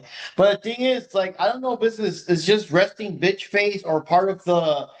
You know how it is, where your faces are always smiling, the heels are always kind of scowling. Rested beach face. Yes. But whatever. So I don't know. Khan always looks so like he doesn't want to be there. He's just there for the check and all that. And whenever the opponent's like, a more tough opponent, he's like, oh, fuck, this guy's not going down. I really gotta try. Like, I don't know. I just get that impression, but it's kind of hard to say because he still is a heel. If he ever turns face again, it's going to be all whatever, like how faces always do. And I try to get there with Mercedes Moné. Oh yeah, so hot. So very hot. I know that was cheesy, but I thought it was kind of funny. But yeah, so like I said, Okada won the match. Oh, and Former Khan is also part of the Don Callis family now, isn't he? Yeah. Okay, so like I said, Okada won the match. He beat Swerve. They took him out after the match was over. He worked on Swerve's leg. Nana came back in there and was it? Yeah, to try to attack him, but then we had a surprise. Wardlow showed up. Oh fuck, forgot about Wardlow. Yeah, that's right. Wardlow showed up, and You and the he rest took- of the world. Yeah, And and he he's took out- another member of the Don Callis family. 'Cause Yeah, I was going to get to that because we mentioned it earlier, and I was saying it seemed like every time someone comes back or comes back to AEW or something, hey, just throw them in the great big old circle that is the Don Callis family. But yeah, so Warlow showed up. He hurt Nana and Swerve couldn't do anything because his legs all messed up and all that stuff. And also the reason why I called it realistically retained was because Swerve is out with injury and he's getting surgery. Yeah. And then the other thing is that it's interesting because the Death Riders are supposed to be, I guess, you do a comparison, kind of sort of like the NWO of AEW, because they're kind of take over. But like the Don Callis family is the one having all the big numbers.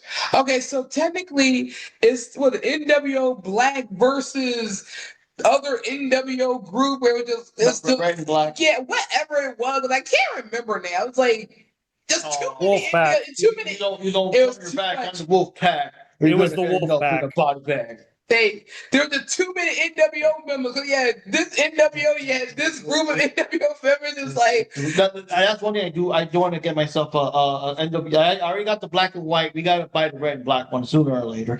If it comes about. But for this match, I didn't really pay as much attention, and I was more focused on how it was going to end, honestly. And then Wardlow showing up, I'm like, so okay, welcome back, Wardlow. I like how Wardlow was like MJF's stooge. He finally broke out to be free. Now he's going to be Don Callis' stooge. Yep. So Yeah. I guess no, but I was thinking, what's name was trying to get everybody. He's trying to collect all his own action figures. But he want all his action figures that have belts. So I guess he want to send out Wardlow to go after some belts. But what has he got now? He's got like he's got Takeshita. Yeah, Takeshita. Yeah, he's got Takeshita. He's got Fletcher. He's Mr. got G1. Lance Archer. He won the Yes. G1 climax. Yeah, Takeshita won the Lance G1 Archer. climax, so he's going to be guaranteed main eventing Wrestle Kingdom. So that's gonna be He's got Josh Alexander. He's got those two other guys. I've got their names, and now he's got Wardlow too. Kyle Fletcher. He's got Kyle Fletcher. No, but it was like a former tag team there. Now, isn't it like one of the former best friends and someone else? Oh yeah. Like Rocky Romero too, or something like that. He's got like these two other guys. Yeah, Rocky Romero. Yeah. Yeah, and best friend guy, I want to turn heel. I forgot now. Mm. But like I said, now Wardlow too. So it's like it's just growing and growing. Like that is NWO right there, the Don Callis I fan. didn't think about it till you made that comparison. I was like, oh no, I'm gonna get NWO A versus NWO B or something. Mhm. I didn't really pay much attention to this match. I mean, I was watching it, but It's so funny because they're caught in a weird way. There's a faction in NXT called Dark State, and it's made up of basic jobbers and guys who were like in developmental, and they formed a group where they wear bandanas and they attack everyone. And what's so funny to me is it feels like Don Callis, like some of AEW's creative went and watched Dark State. Let's get these random guys we don't use and put them in a group together. And the thing is, Anyway, I think he's what do you speaking. think, Brian Johnny? Cage is still a member. He's just out on injury, I think. Oh, there it is. Okay. Yeah. So your thoughts on the match, Jack? Oh yeah. I thought. Oh yeah, Johnny, you go first. Oh, about this match, I didn't like it. Just the fact that Swerve Strickland lost the match, but it did. I don't know. I mean, It is what it is, Is but it? I didn't really like it that much just for the fact that Swerve lost the match. I can really tell that Okada has slowed down, and it feels like they both this match dragged. Like, was I the only one that felt like this match really, really dragged more than it should have? More or less. I mean, I mostly liked it because I like Swerve. I was like I the think it Okada was part, right you know. now. I get that, but I'm just saying I'm like the pacing was off. It was just kind of like it felt like more like they were slowing themselves down intentionally, and I'm just like, hey, come on, Maybe they also momentum. I was maybe they were, they were slowing themselves down with the pacing because of Swerve's injury.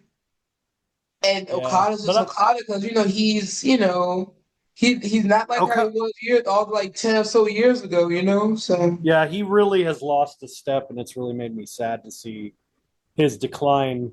And I'm like, and it's not his character. I mean, well, character's part of it, but it's mostly him just it's just sad for me. It's like, man, I wanted you to be so good in this company and show the world why everyone loved you, but now it's like, I mean, like they're elevating him as more or less, but still, like his actual in-ring performance, like he's well, not like on yeah, TV once a month or anything, but it's just his in-ring performance. yeah, sort of like exactly. That's what I mean. His in-ring work was the thing that made him famous. It wasn't his outside shit. Now they focus too much on the outside shit, and his in-ring work sucks. So it's like, oh man. But yeah, it was a fine. It was okay. It's just kind of bland. What do you guys think? All right, match, I guess. Like I said, I was mostly watching because of Swerve in general, but oh, and then of course Swerve came in dressed as Mr. Terrific, styled after the most recent Superman movie that came out, which is kind of. I mean, I like I the movie. forgot It was that. fun. It was I fun. had forgotten that. Except he didn't put the T. I'm like, if you're gonna Mr. Terrific, don't put a T. But what I would do is I'd put a big S. Oh, for Swerve, yeah. Swerve. I'm like, Yeah, like do it, but do it in the style of Mr. Terrific, but with the paint and just do an S. yeah. But I think they just didn't Or want to have draw that face or paint draw a for the whole house. match. Or Yeah. draw a house because it's Swerve's house. Or, no, I'm just kidding. You, Johnny, do you remember much about this match? Well, I pretty much said kind of like I wasn't really that interested in the match. Once Swerve lost, and then they keep beating him up because they know he got injured in the knee, right, in the leg, right. Mm. All right, so And it's like overkill, man. And it's like I don't know, man, because he's a very good, charismatic wrestler. And then for him to just keep losing here and there, it's almost feeling like, damn, maybe they're starting to run out of ideas of what to do with him as well. But to be fair, Swerve had to lose because he has to be out because he needs surgery on his knee. So he had, real injuries. So they had to have some way of taking him out. So and so of course, when someone has to be taken out, it has to be a beatdown. A beatdown or some kind. I mean, it was kind of dumb that they had Warlow coming there to beat him down after Okada already beat him down. One thing I was gonna ask, Jack, do you think with Okada's like I don't really want to be your attitude and him slowing down and stuff, do you think that if he was brought into WWE, would he like perk up and try, or do you think he's just kind of like maybe he doesn't like the American style of wrestling overall or something? He misses the New Japan style or something, or I think it comes down to more of a matter of him not. It's kind of like, as sad as it is, it's the same old song and dance with Tony Khan, which is he gives you all the money you could want, but none of the respect. And the truth of it is like they need to go hand in hand. I mean, look at Jay White. He's probably making more money now in AEW than he ever did in New Japan, but he was treated a billion times better in Japan. Wait, where And is you could Jay tell White he's right sick now? of being there. Where He's is Jay injured White? We haven't again. seen him for so long. I think he's injured. I don't know. I know he's waiting out his contract and he doesn't want to be there anymore. Oh, I mean, I And don't blame him. Not the So way you badly. Okada is in that same boat. You could tell he doesn't want to be there. Half of the roster doesn't want to be there because it's like, hell, I don't know if anyone heard the CVV interview with Jake Hager. He flat out said, there's not a day that goes by where I don't think, fuck Tony Khan. Wow. Because he literally said that. And he literally Yeah. said, like, sure, he gave me a ton of money, but he didn't, like, they didn't want anything to do with me. The only reason they signed me or he's like, after my contract ended the first time, the only reason they re-signed me was because Chris basically cut some of his budget to pay and said, okay, fine, we'll sign him. And then basically that was it. Like, they didn't want me around. They didn't want me to do anything, even though I just done 2 stadium stampedes. And I'm like, yeah, he's right. And it was like, that's the thing. He didn't care. They don't care about their talent. That's the truth. They don't care about their talent, but they're willing to throw money at it because, and Jake Hager, seriously, watch the CVV interview. Literally, I'll send the clip is very fascinating. And he literally said how he treats the talent like his playthings. He won't let the boys be the boys. He won't let them come up with their own ideas. He'll literally walk in, scrap their ideas and say, this is what we're going to do. I'm like, huh, I wonder whose playbook he got that from. Yeah, just can't put my And everyone finger is saying the same thing. He's become Vince. He's become Vince. No.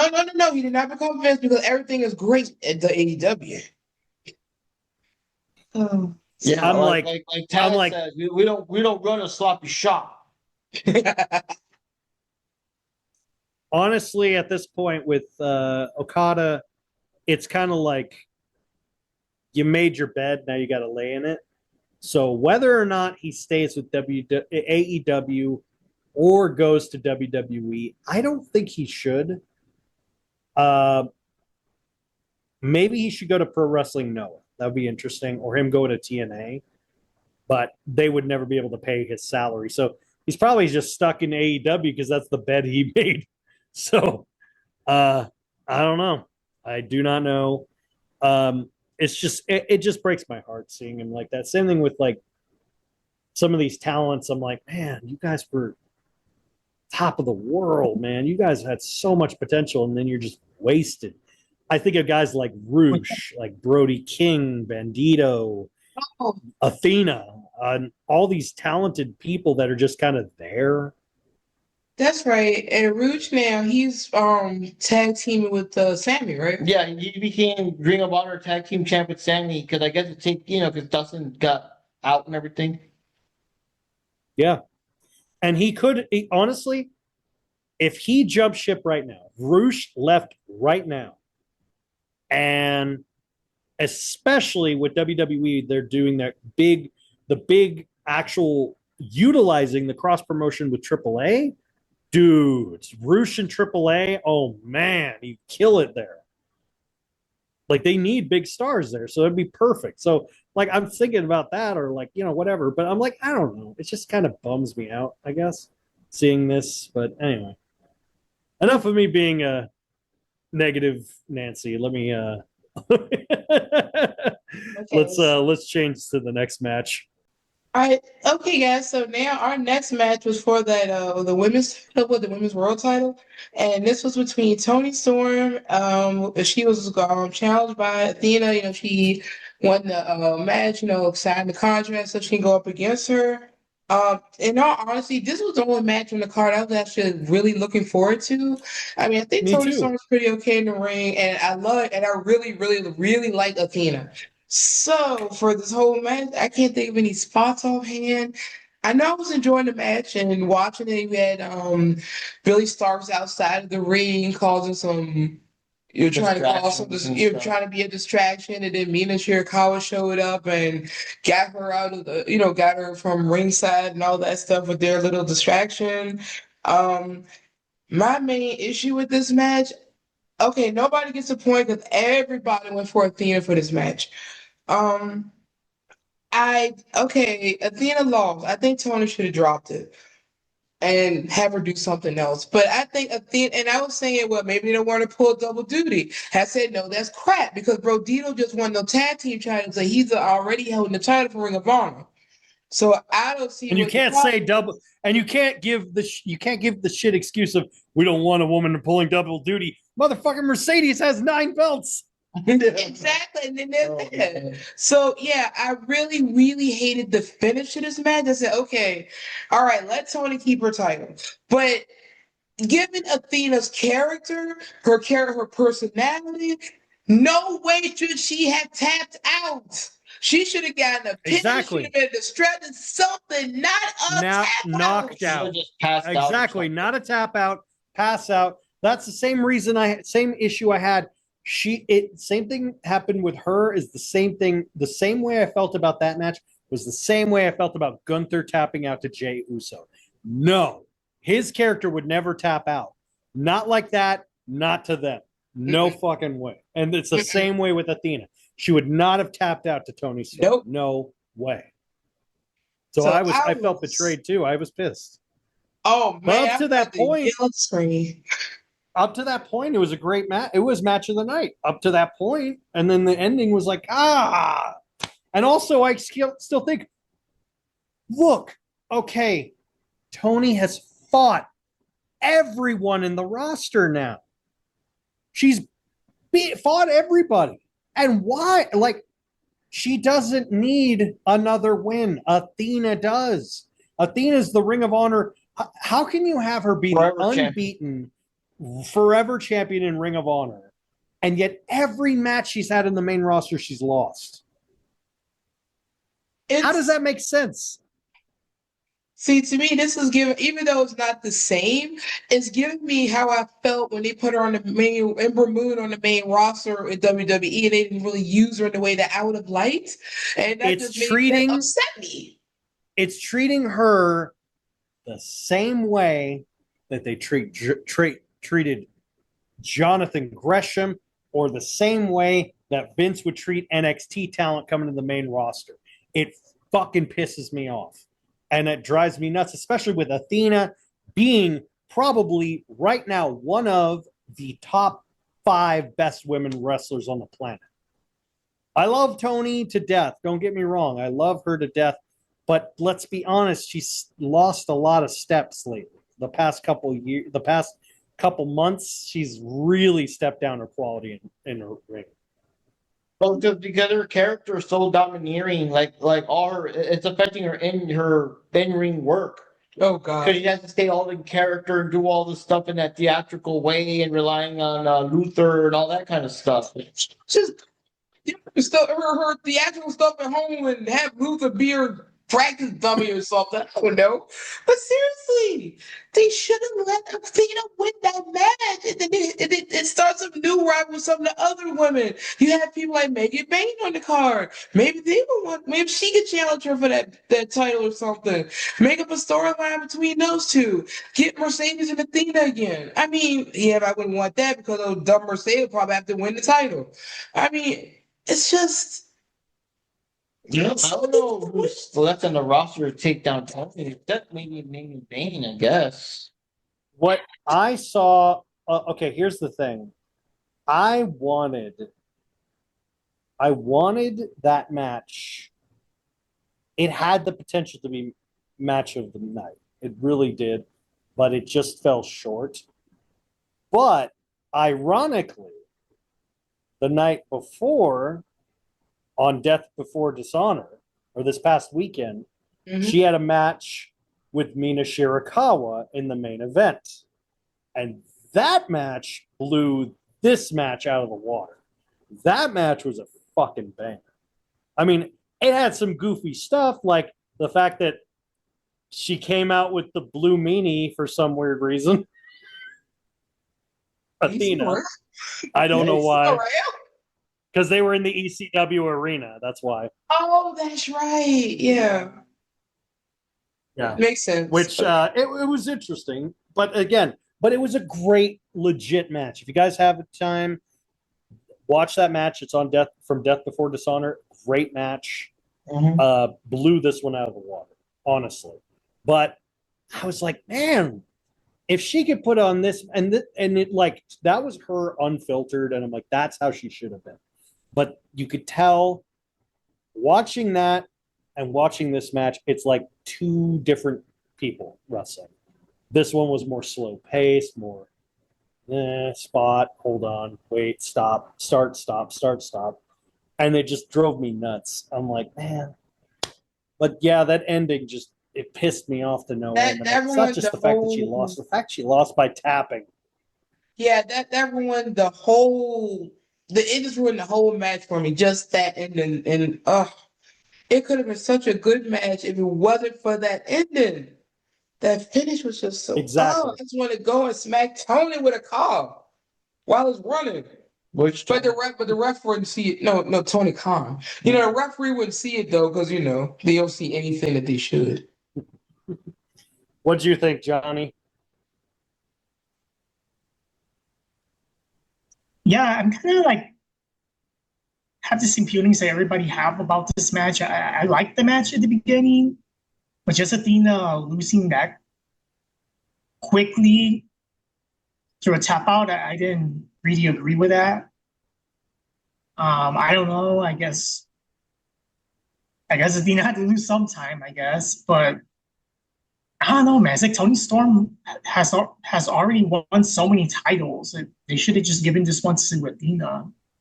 Isn't she a 3-time champion? She's 3 now, right? Yeah. This is her 3rd reign?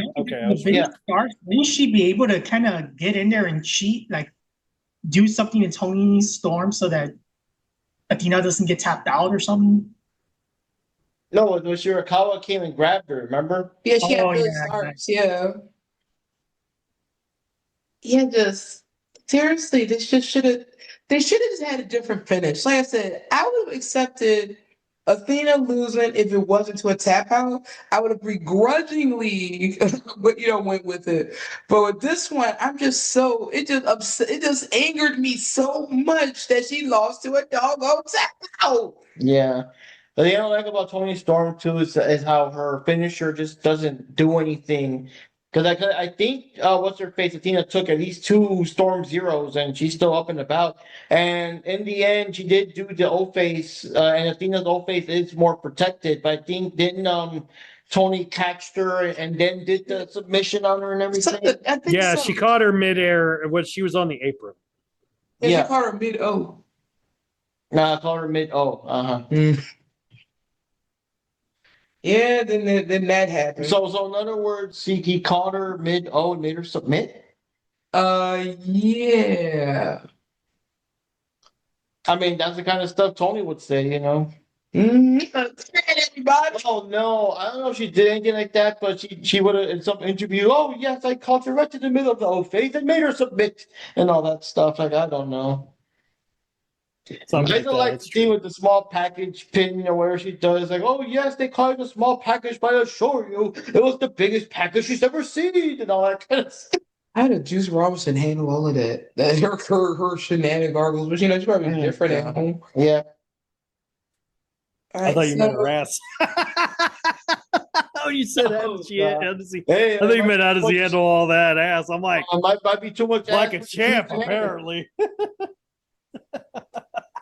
Okay, so Johnny, your thoughts? he your thoughts? Okay. All right, so our next match is Hangman Adam Page versus MJF. MJF had his title, but he didn't cash it in. Yeah, we'll do the stipulations real quick. So episode of Dynamite, MJF actually teamed up with what's this bit, Ricochet and Gabe Agnew. They captured Briscoe and tied him up, and they doused lighter fluid on him. It was like on a monitor, and he's telling Adam Page has to submit to his 3 demands. And the 3 demands, they go against the usual rules for champions. So in this case, it's like if MJF does the qualification stuff, Hangman can still lose the title that way, which normally doesn't happen that way. Hangman can still lose the title to a count out, which also doesn't happen in regular matches. And the third thing is that MJF can have this match without turning in his contract. So if he does lose, he still has a contract for some other time, And so hold on 2 seconds. So if Hangman did DQ stuff, he could lose the belt, basically, right? Yeah. That's one of the things. Okay. Yeah. I just wanted to remember because I could have sworn I wrote that down, but I want to make sure. Okay. Yeah, the Sorry, I normal, didn't- you know, there's a normal case. It's like, what was it? Disqualification. Technically speaking, the other Champion's guy won, advantage. but you still retain Yeah, the title.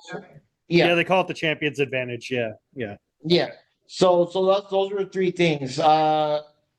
Lose the belt via disqualification, lose the belt via count out, or even if MJF loses, he still has the contract. He can still use it later on or whatever. And of course, you know, MJF was counting 1, 2, 3s. He was intending to light fucking Mark Briscoe on fire on live TV. So of course, Heyman's like, no, okay, whatever. I'll do what you say. Stop. You know, that stuff. So we got to the match that we got, you know, now. And this is also why Mark Briscoe showed up later on in the match, and it really didn't make any sense because he didn't really contribute to the distraction because it really shouldn't have been for that.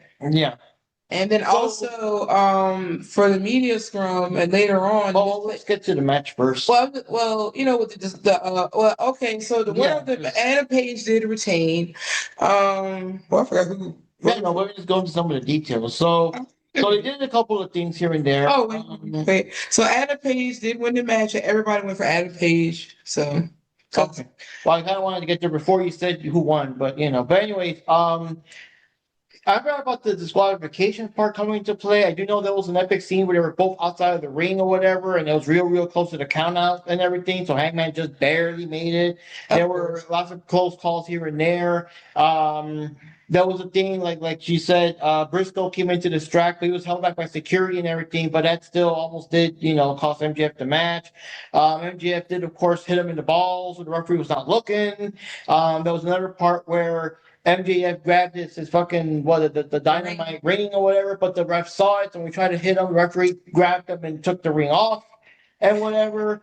And I think MJF clock Hangman with the contract and everything, but the ref didn't see it, blah blah blah. But in the end, the part I did like because you know, hey, retribution.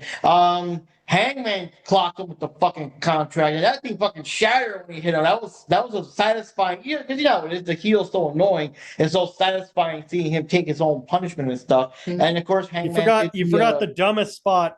You forgot the dumbest spot that happened, which was Hangman did the dead eye to MJF outside through the table in front of the ref, and the ref didn't call it. I'm like, wait a minute. You just established he could lose. Why did you not call it? Because so angry. Sky Blue was in the crowd. She dropped something. Ref was distracted. He's all like, hey, is that guy got a corn dog? No, it's like, no. Oh no. Yeah. I think I just saw the queen. I mean the king. I forgot. Elizabeth's gone there. Yeah, I just saw the king. Anyway, so go on with it. You finish your match analysis. I just forgot to mention that. Yeah, so then the aftermath of that. Yeah, so the aftermath that but the other thing that was kind of dumb too, the fact that Paige ended up, you know, was knocked out in the ring, and Wesley tried to do the pin on him, and his foot was on the rope. Then the whole Mark Briscoe thing, and after Paige's leg was on the rope for like about 20 minutes, and then Wesley was about to pull it off, and then the ref miraculously sees it. That was so stupid. But anyway, the aftermath of this. So they came up with a new rule that if you do have like the contract, you can't just run in and just cash it in like you know, if it was like Money in the Bank or something. You have to give the champion like a 7-day window or 7 days in advance to let them know that, hey, I want to challenge you. I'm going to sign my contract. So he can't just cash in. And MJF cut a promo about, you know, he's upset about that and all of, you know, and so that's where that's going. So we don't know he's going to cash in and go against Adam Page again. So there we go. But man, match was alright, I guess. Man, I enjoyed the match though. Lots of good back and forth and stuff. And I just want to see what's going to happen. I mean, I had a feeling Hangman was going to win anyways, but I want to see like how he won. I mean, it is intense. I mean, one thing I like about MJF with his promos and stuff, I like the different pitch in the voices when he's talking. So he talks all arrogant, all cocky, all whatever, but he gets all like, like, oh man, when I get you to win, I'm gonna wreck your shit. Like it gets all super serious and like you kind of tell that he's really pissed and he's not fucking around anymore. So I do like that. I do like how he gets with that. So it kind of helps. There was that strong intensity between the two of them and everything. So it was a decent match, good feud, good heat between them and everything. Well, they're trying to tell a story there, I guess. But like I said, that whole thing with Dana Page's laying up on that rope. Yeah, that was kind of weird. For like two and a half hours, and it took that long for the ref to notice. Well, I mean, it took as long as it does for someone to get prepared to take the short stomp. Fair point. Yeah, it's true. If this match sucked for me, I thought it was boring. I mean, I've seen every. If you've seen one match with MJF, you've seen every match with MJF. It's the same exact things, rhythms, spots, beats. I'm like, oh my God. And this is the guy everyone says great at that. I don't care. Oh my God. Change the chant. The same people who crap on guys who do the same couple spots love MJF. And I'm like, are you watching the same shit I'm watching? He literally does the same fucking moves every time. He pulls out the ring. He does the crotch spot. He goes to the crowd. He says some stupid shit to something about someone's mom. I don't know. And then he does that stupid missile thing, and then he does the same shit every time. I'm like, God, you suck. God, at least other wrestlers try something different. I don't know. It just drives me nuts. But like I said, I couldn't give two shits about this match. I care more about watching. I would rather watch 1,000 Costco guy matches than one MJF match. That's how much I can't stand MJF. So you rather look at fat kid #1 and fat kid 2? Yes, because at least I can have the possibility of them getting hit via a wrestler or someone throwing something at them. One of the two. Like the fat kid 2 and fat kid 1. I don't know. So in other words, you're saying that MJF is doom and the fat kids are boom. And Hangman's fine, I guess. I don't think Hangman's gotten that much better since being champion. So I think he needs to get more. I think he's got to get more. I don't know. Get a couple more not moves, but more. He's got to work a little more on his agility. I think he's obviously good on the striking, but he's got to work a little bit more on his speed. I think that's his big issue. Other than that, like I said, like I said, I thought it was boring as hell. But anyway, what did you think, Johnny? I have the same opinion in terms of this match. I thought, first of all, I think the match was a little too long. Way too long for an MJF match. And I felt like MJF is very repetitive. He's always doing the same thing with the ring, with cheating, him always whining, and always cheating. That's all he does. He's not really a good wrestler at all. And especially in this match, it just really shows. Look at how Adam Page fights versus MJF, and you could see the difference right there. MJF's really not good wrestler. He's not really a good wrestler. I don't know, I guess in the past he kind of pulled it off a little bit, but nowadays it just looks like he's getting worse and worse. So I don't know, man. The match was so good, it was so intense for what it was, but the match still felt like it was too long. And MJF is MJF is what's really Monet of these matches. She's always doing the same shit, and MJF's always doing the same shit. You know what's really funny? You mentioned that, Johnny, that this match was too long, because I felt the same thing, and I just looked it up right now. That match was 31 minutes long.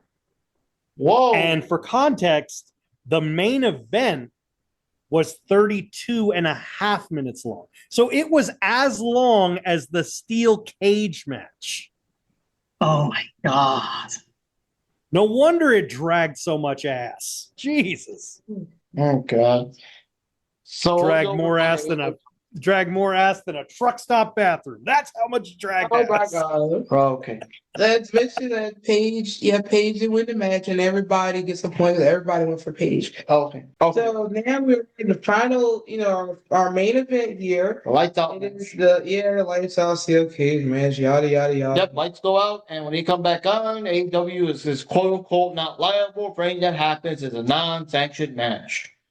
All right, so we have the Golden Lovers, which consists of Kenny Omega, Kota Ibushi, for those who don't know, and if you don't know, why you watch AEW?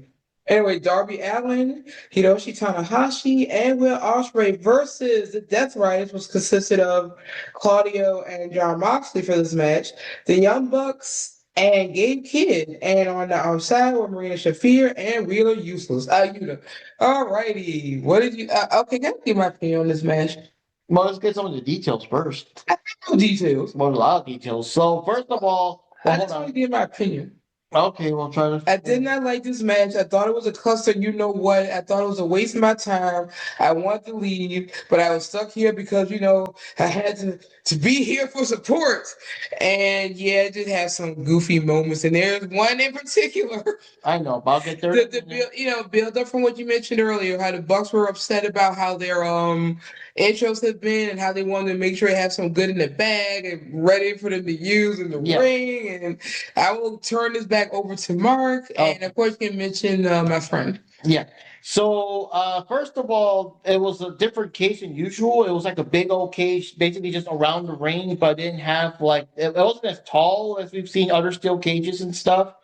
It was a New Japan ring. It was a New Japan style cage, because that's the same kind they have for the dog collar cages. Okay. Well, then I can't have any fault for it. When the Young Bucks came in, they came into Mbop from Hanson and everything, so that they were totally embarrassed. And of course, they had the same shitty, crayon words and all that stuff just to make fun of them and everything. Quick question for people out there: who actually used to like Hanson in that song back in the day?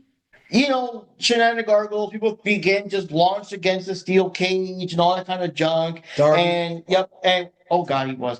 There was a very gross spot where Moxley grabbed a fork and just stabbed the fuck out of Darby's ear. Yeah, his gauge. That was hard. He was watch. Pulling.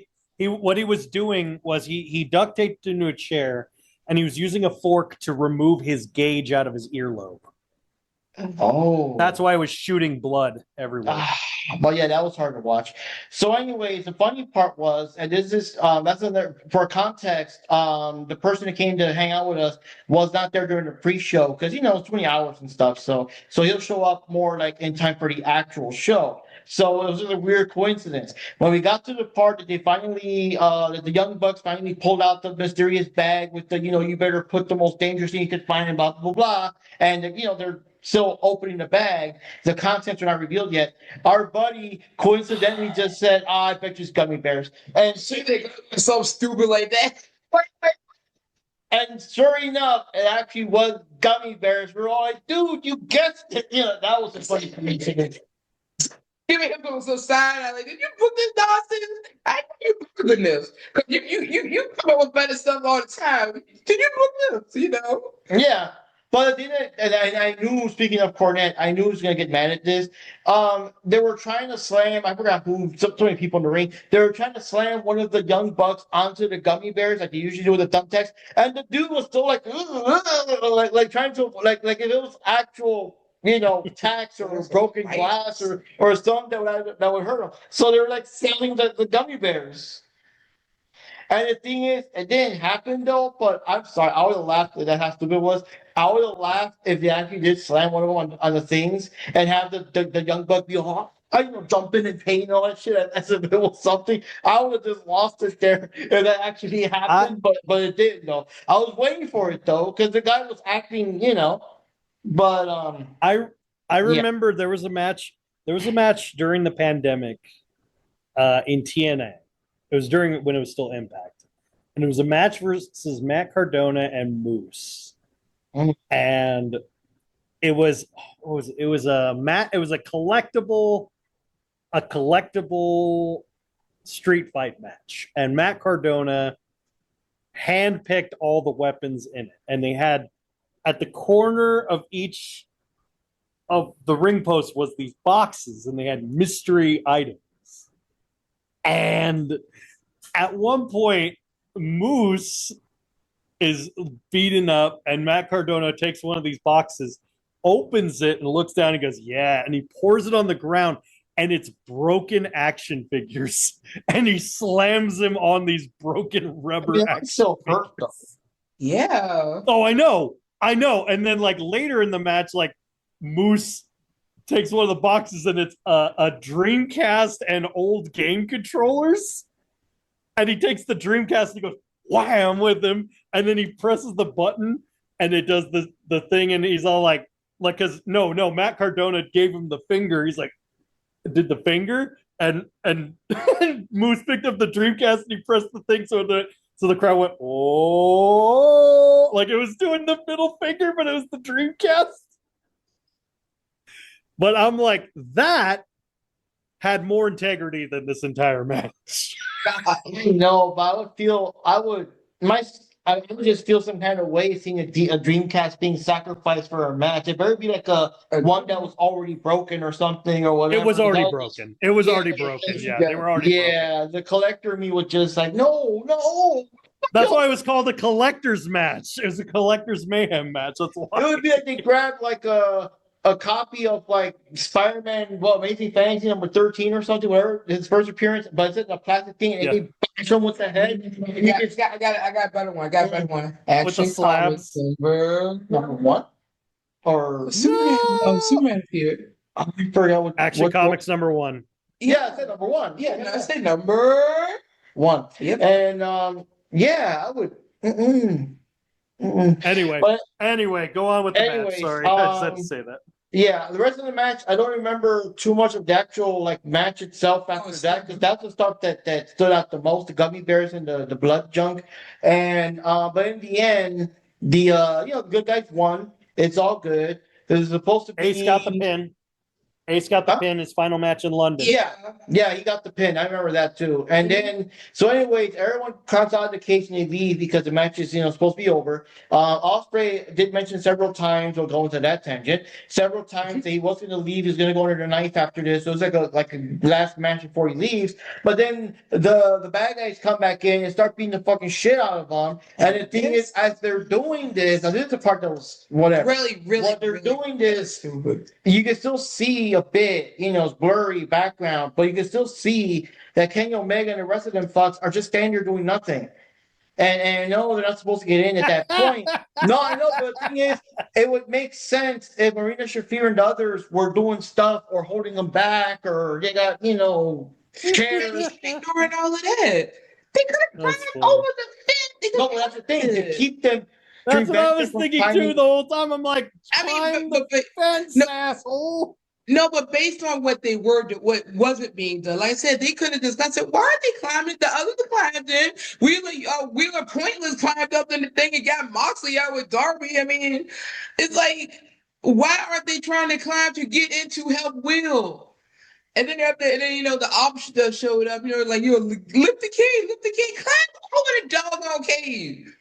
It's a New Japan cage. Now that I know, interesting setup there. They come in, they go down, and they help Will and beat the crap out of the Death Riders. And that's the reason that everyone going to ring. That was even dumber. Have some stay with Ospreay. The rest of you go after the Death Rider trying to beat the crap out of them for what they did to Will. That would have made more sense to me. And they also Tony an idiot. Yes, and they put the chair and stuff like on Will's neck and beat him. They smashed him and all that shit. And another weird thing for us though is that when the pay-per-view ended, like he's there. The medical people are showing up. They have the whole, copyright 2025, AEW, all that shit. So the thing was over. It went to black. And then for a moment, because I guess we were looking for a remote. I don't know why we didn't turn it off right off the bat, but it came back for a second and it showed the people putting the neck brace on Will to take him out. And then it finally did cut off. But that was kind of weird, And apparently, I guess because we were watching. Didn't Samoa Joe run to the ring? Yeah, because he was telling them to he was telling them lift the ring, lift up the ring, lift it up. I was like, crank it over it. That's now, I'm not 100% sure if you watch it on PPV.com. I heard rumors that if you watch it on one of the other services, maybe it showed more of what happened afterwards with the people putting the neck brace on. But one thing we did hear, and it did kind of make sense, is that the spot was kind of ruined by the fact that Ospreay already told everyone he was leaving. Like, if that was kept secret, it would have made more sense. Okay, he got a violent beatdown. Okay, so that's why he won't be on TV for months or whatever. But it's like he's already saying he's leaving, and they got to beat him up on top of that. It just that doesn't make sense. It's just That like would have been a better how angle. it's just like how right now, kayfabe. Spoiler, everybody.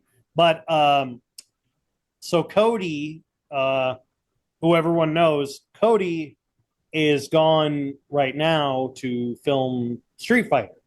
But in kayfabe, Drew McIntyre broke him through the announce table, the LED, and he's all knocked out. And then what's so stupid is like he's out with an injury, and yet they do the announcement, oh, he had his first kid. I'm like, wait, I thought he was out with an injury. Wait, and then but he's filming Street Fighter, and then wait, I'm sorry, Jack. I just gotta say this. To be fair, Naomi's having a kid, not him. But here's the thing. This is what happened. So that happened, and then earlier today in Clash in Paris, spoiler, but Roman Reigns won against Bronson Reed, but after the match, Braun Breaker and Bronson just destroyed him. Did 8 tsunamis, speared the shit out of him, took him out on a stretcher, did it again, just they fucking annihilated him because they had to write him off because he's also filming Street Fighter as Akuma. So it's like, okay, so they literally need a reason to be gone. Okay, got it. Wow. So it's the same thing. Like this is an example of you let the crowd too much in behind the chocolate and how it's made. You're not going to want to eat the chocolate. It's that kind of mentality of it's like when you meet the guys who work in the factory who are sweating their ass off and missing fingers, you're not really going to want to eat that shit anymore. Now, the thing is, okay, so I heard that Cody's going to be Guile. I heard that. But Roman Reigns is really going to be Akuma? That was like a joke. No, he's actually Akuma. Who else is going to be in it? And because it looks like they're grabbing wrestlers to do all these. And Andrew Schultz is going to be Dan. Wait, Dan's going to be in this movie?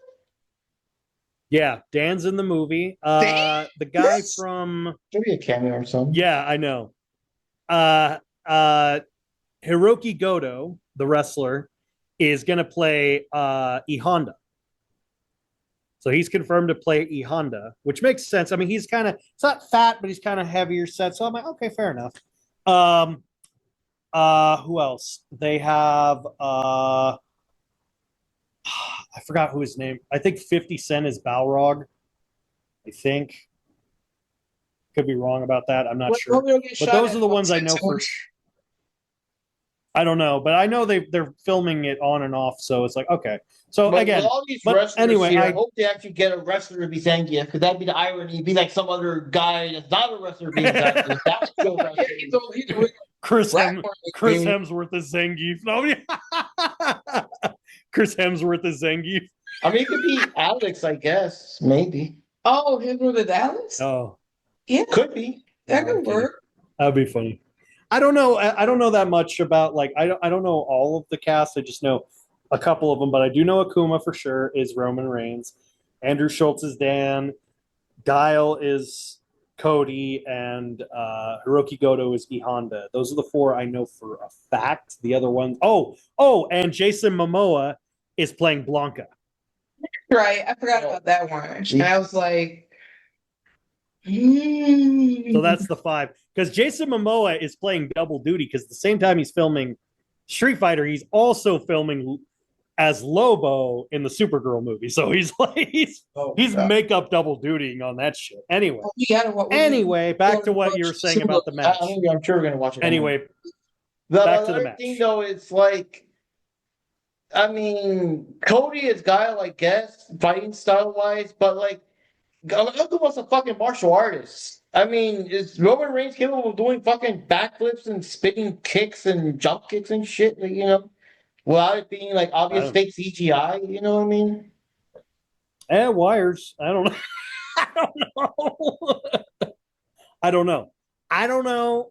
Maybe he may not be a major character in it. He might just be like introduced and then brought in later in the next sequence. Imagine if like before I don't know. Before Akuma does the Raging Demon, he does the wow. Yeah. and that goes in the movie too. Anyway, back to the match itself. Okay, let's get back to the match itself. All right, okay, I'm done. Okay.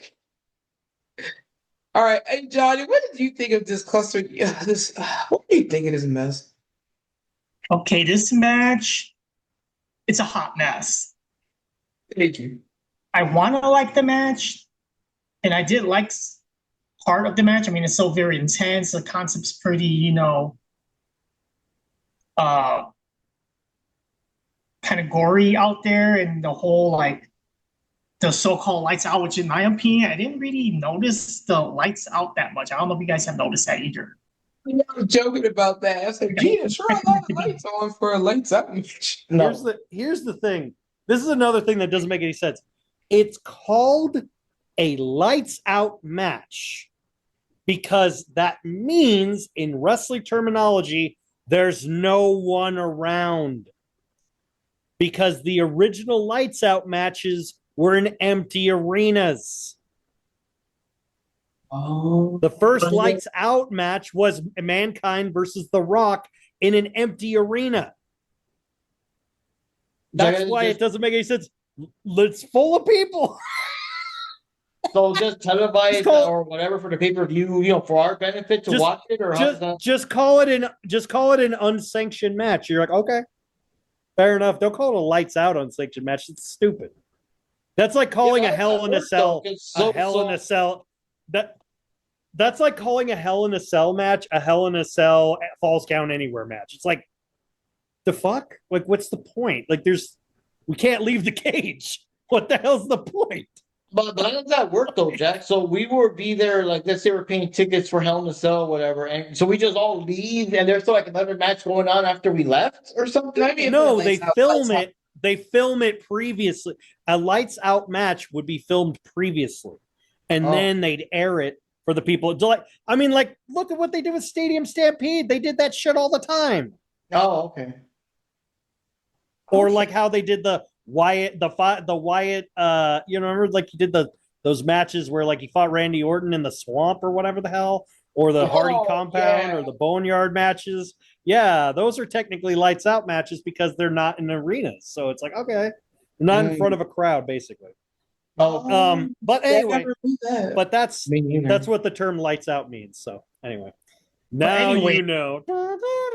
Anyway. Okay, because I actually thought that literally it was going to be lights out because I'm noticing that it's not dark enough. Like I can still see audience there. They're not acting like, oh shit, it's fucking dark. I can't, see. Johnny wanted it to be like the ending of Game of Thrones. I think that would have been better. Just like, what the fuck is happening?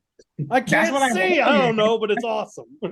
That's what I thought that it was gonna be. That was gonna be super like lights out. Anything goes on. I mean, anything still goes on, technically speaking. If they did that, if they turned off all the lights and did a match, I would somehow find a way to hack into the sound system and play Tom and Jerry sound effects. But also, too, this would be a good excuse for the referee not to see anything. To be out and give the pass.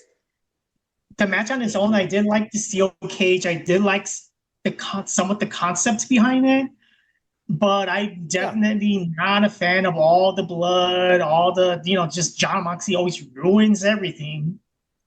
So the match just got overly bloodied up, and I'm not a fan of seeing him putting about a fork on Darby Allin's ear, and it just, I don't know, they just kind of drag it out a little too long. And also for a guy like Will Ospreay, who's going to be gone to have, neck surgery, sure was cool taking a lot of spots on his neck, wasn't he? I'm not talking about after the match. I mean, during the show. Yeah. Like during the match, he kept taking spots in his neck. I'm like, why? You're already... That's another thing. I bet you his doctors are going to be like, what the hell's wrong with you? That's another thing about AEW in general, that a lot of the wrestlers are badly injured, like in the neck and the knee or whatever. And what do? They just keep attacking them in that area. It's like they're already going to go to the doctors to get that shit fixed. Oh, let's just make it worse. Just I don't know, prolong the logic behind that. Yeah. Huh?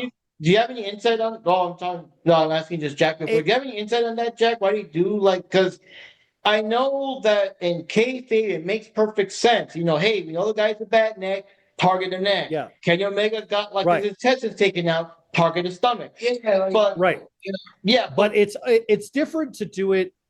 So when you do it in kayfabe, it's supposed to be like as a major heel tactic, like, oh man, you're fighting without honor kind of thing, and that's understandable. But the thing about it is, it only works if you use it sparingly. You do it sparingly, like once in a very, like if one person had gone after his neck and then just like did like one really stiff looking move, and he just went, oh, you're like, oh, that bastard, how could he do that? And then he rolled out of the ring for the majority of the match. That would have been way more effective than like Poison Rana, I'm up. Poison Rana, I'm up. Dropkick, I'm up. I'm like, at that point, the audience is like, are you injured? Or is this bullshit that you're actually leaving? Because it's like, for someone who's got a broken neck and needs surgery, you sure do have a pretty fucking strong neck, bud. Like, it's what I refer to. It's the same thing that happened when Shawn Michaels was talking about, when Shawn Michaels, going way back, when Shawn Michaels was the Intercontinental Champion and he was becoming a good guy and getting over with the crowd, and he had to drop the world title at the time he won the world title, and he had to drop the world title because he lost his smile because his knee was so injured. And then he comes on Raw the following week and does a full-ass backflip in the middle of the ring, and everyone's just like, wait a minute. I thought you were injured.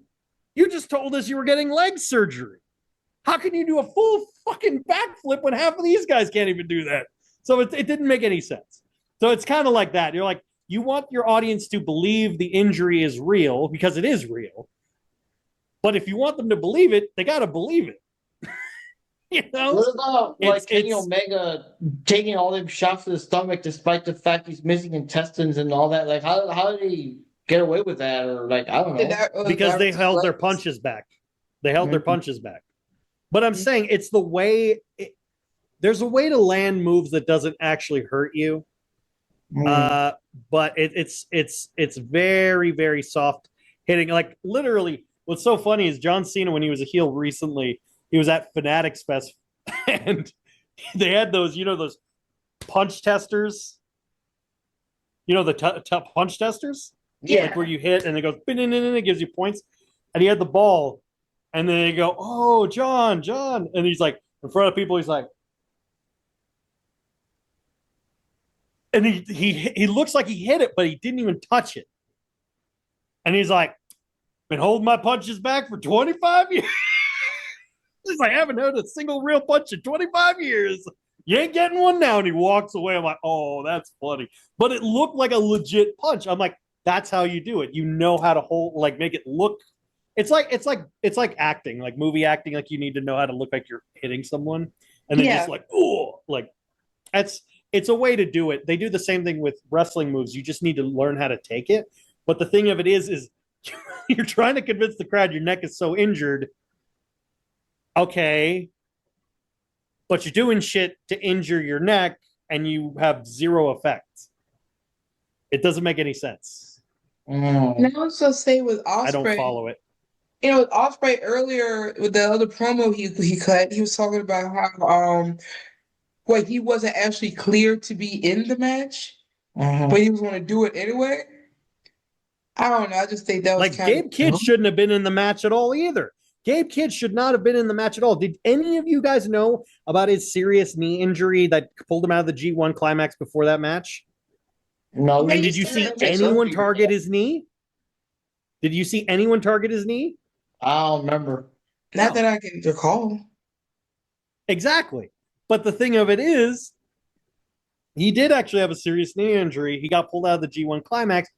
They could have done something with that, like they did with Ospreay. But I bet you money they tried going up to Gabe. Hey, we were thinking about doing some spots with your knee, and he's like, "Fuck off." Knowing Gabe, if I know Gabe the way I know him, he's like, "You're not touching my fucking knee. I'll break your fucking skull open."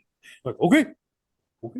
I just want to know how how serious. Like, oh, sorry. just like how I just wanted to tell Jack that just like how Gabe responds, like, "Hey, don't touch my fucking knee." I think all wrestlers that are injured should have a say in that. Yeah, they should. They should have You're gonna risk because they want to be good little soldiers and just okay, boss. It's like no, you need to have your health first, idiot.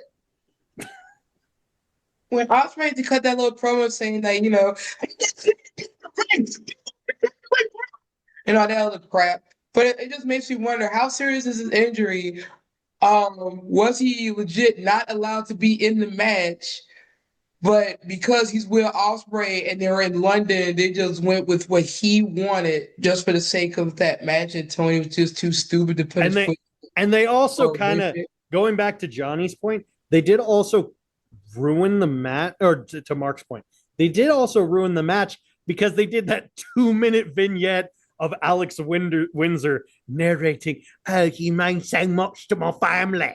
You always got a bit part of the family." And everyone's like, "Hey, he's also English." Yeah. I was like, "Oh, so he's winning. Okay, got it." They didn't let him get the pin, but like you said with Tanahashi. But it's because it's Ace's last time outside of Japan. So I'm like, I get it. Cool. Yeah. Again, goes back to the same thing I said at the beginning. Why is he here? Why is Ace in this match? He was just like, it was literally like, it's like you're gonna have to. It's like I brought my gang. Who'd you bring? Well, I brought my 2 best friends and my uncle. And you're like, what? He's like, hey guys. We got the blood thinner. We got Gashy McStabberson. And we got Jeff. Hi. I brought deviled eggs, everybody. That was Ace in this match. He's like, he has slowed down. That's for sure. He's old. He's old as shit. I know. He's got 2 fake knees and a fucking fake elbow. Should have brought in Ishii instead. God. But anyway, back to you, Johnny. I'm sorry. Yeah, the blood ruined the match. John Moxley always ruins the matches. And I just didn't like the ending either. Yeah. Like, just like lift up the fucking cage already. The match ended. Just lift that shit up. Yeah, it should have stayed down. There's no reason to keep it down. Or, you know, and like I said, the others on the outside, they could have climbed in to help. But no, they had to be there until they were cued to do something. Yeah, according to Booker T, camera during those scenes. Booker T apparently he got sent the clip of the show and the match. He saw the highlights, and he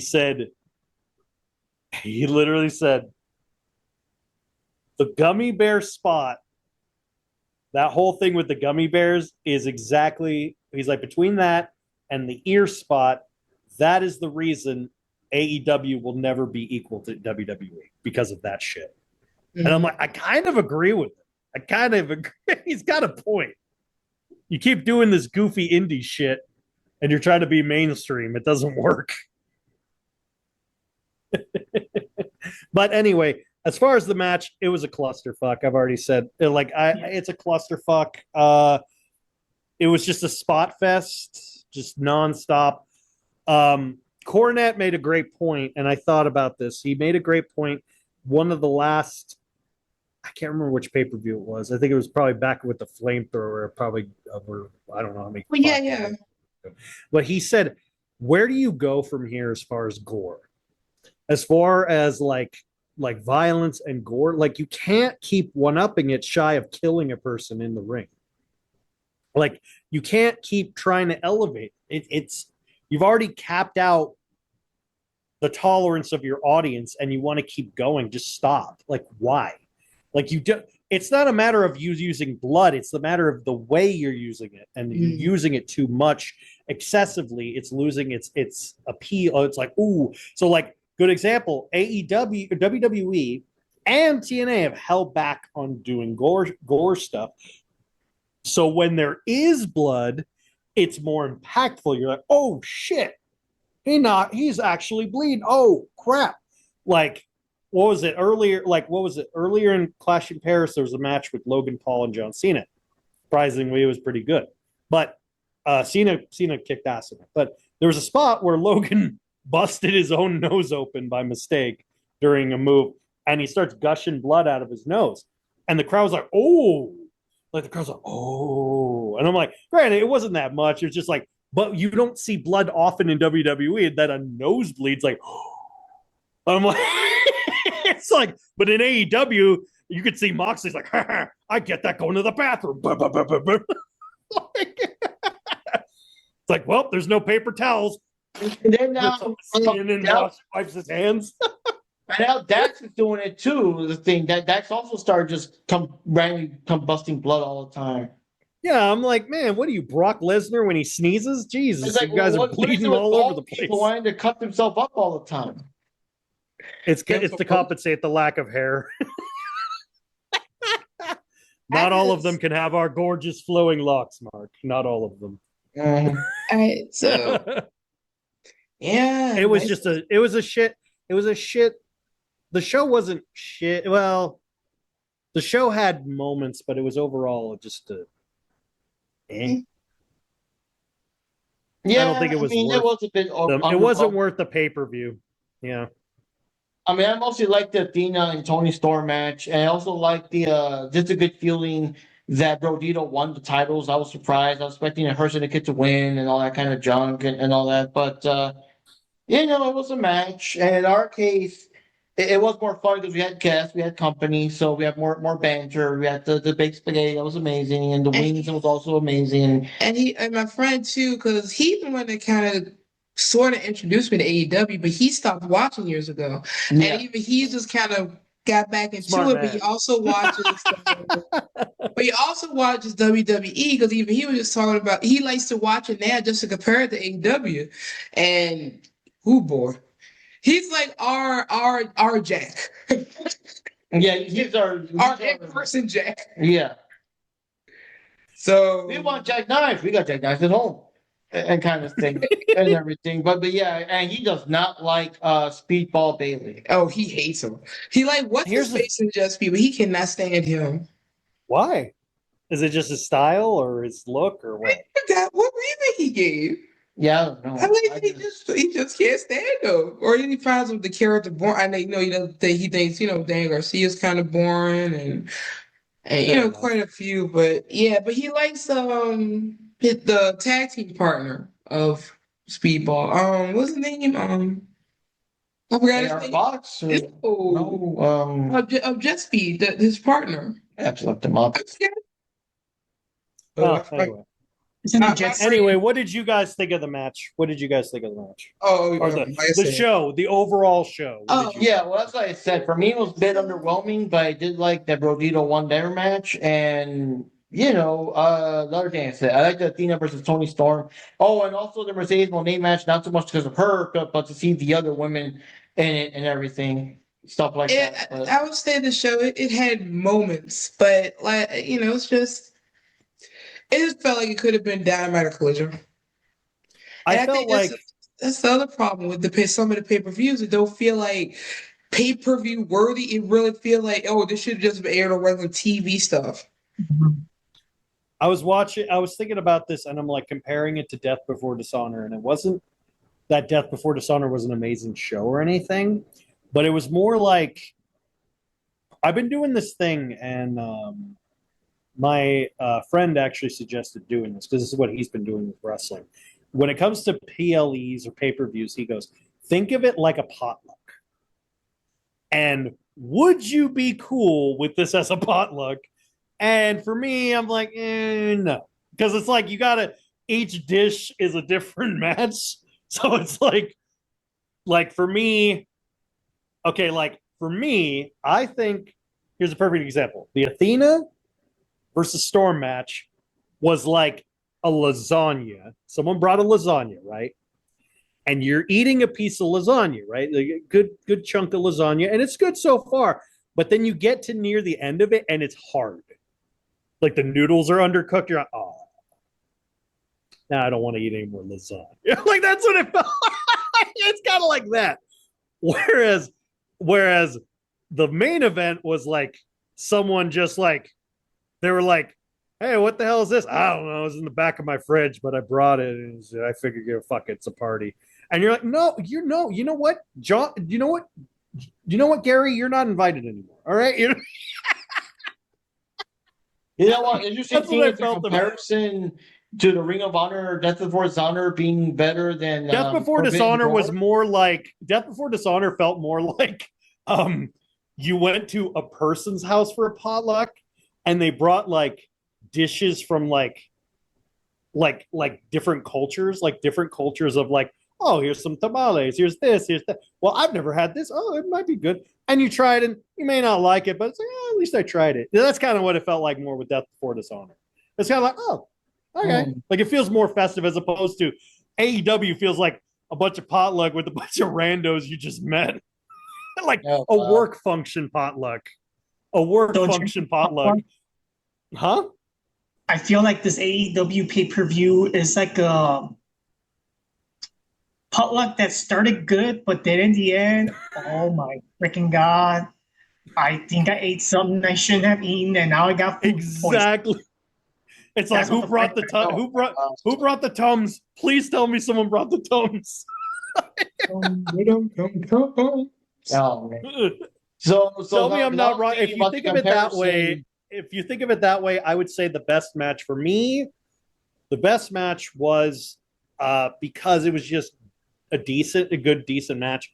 For me, match of the night was McGuinness versus Sabre. That's me personally, but close second, Athena versus Storm. That's a close second, but worst of the night is absolutely the main event. It dragged. It was a toss-up between the main event and Hangman and MJF, but Hangman and MJF was just boring, and the main event was just infuriatingly annoying. It's kind of like the difference between you sitting and watching a crappy foreign film or you sitting on a plane and hearing a screaming baby. It's kind of like they're both an extreme waste of time, and you feel irritated with both, but I'd rather watch the crappy movie than the screaming baby. But that's me. I'd rather put up with the screaming baby because the baby will eventually tire himself out and go to sleep. Not for a 2-hour flight, he won't.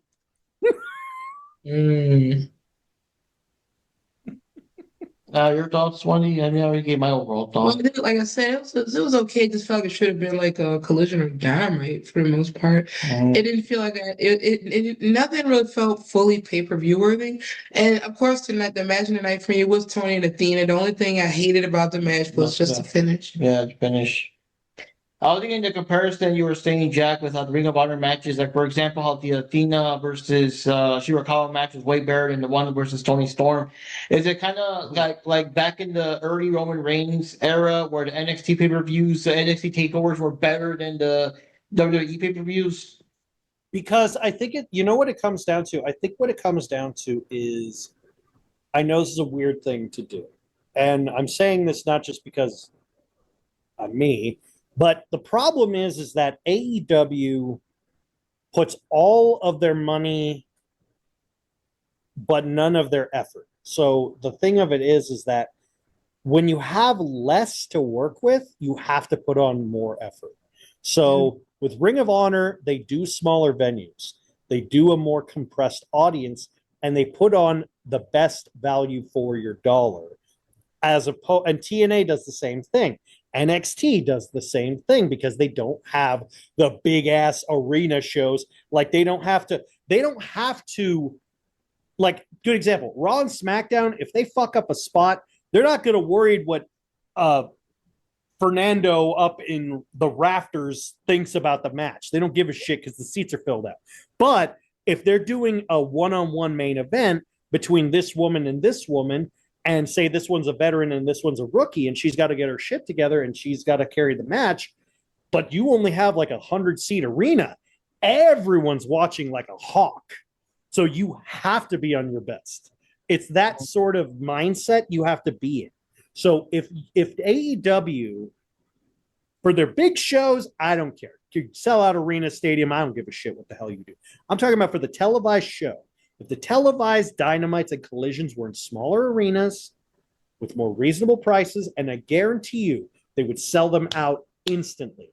They would put on better quality matches and better quality shows because the arena is so small and condensed and people are watching them.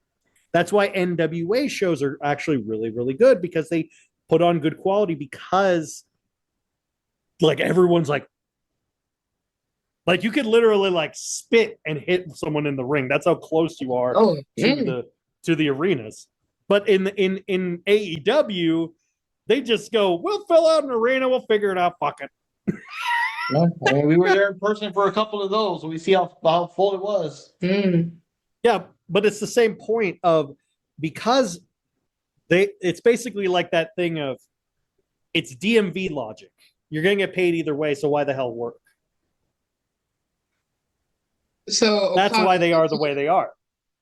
Whereas with WWE, and what WWE does well, despite all their many, many, many, many problems they do, when it comes to their talent, your work and effort determines your paycheck.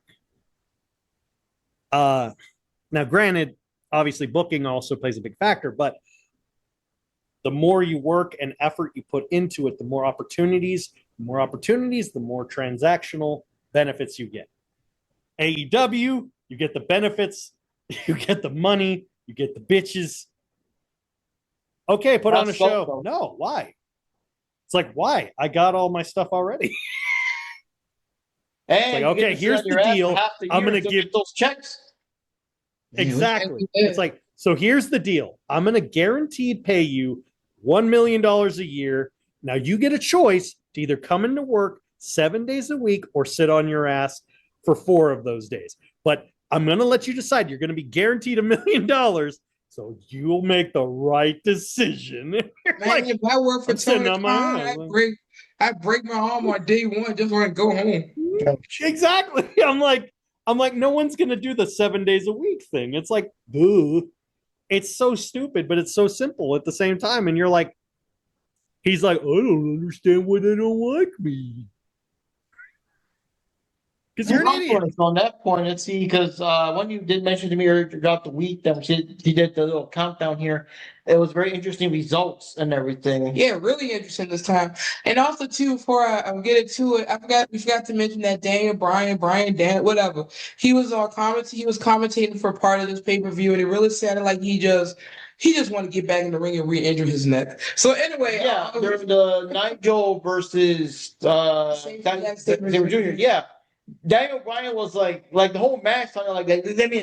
Let me in there, you know. Oh, you knew he wanted it. You know he wanted to get back in there and get hurt again. Mhm. But you know his wife wouldn't let him. Oh, no. So anyway, so today we have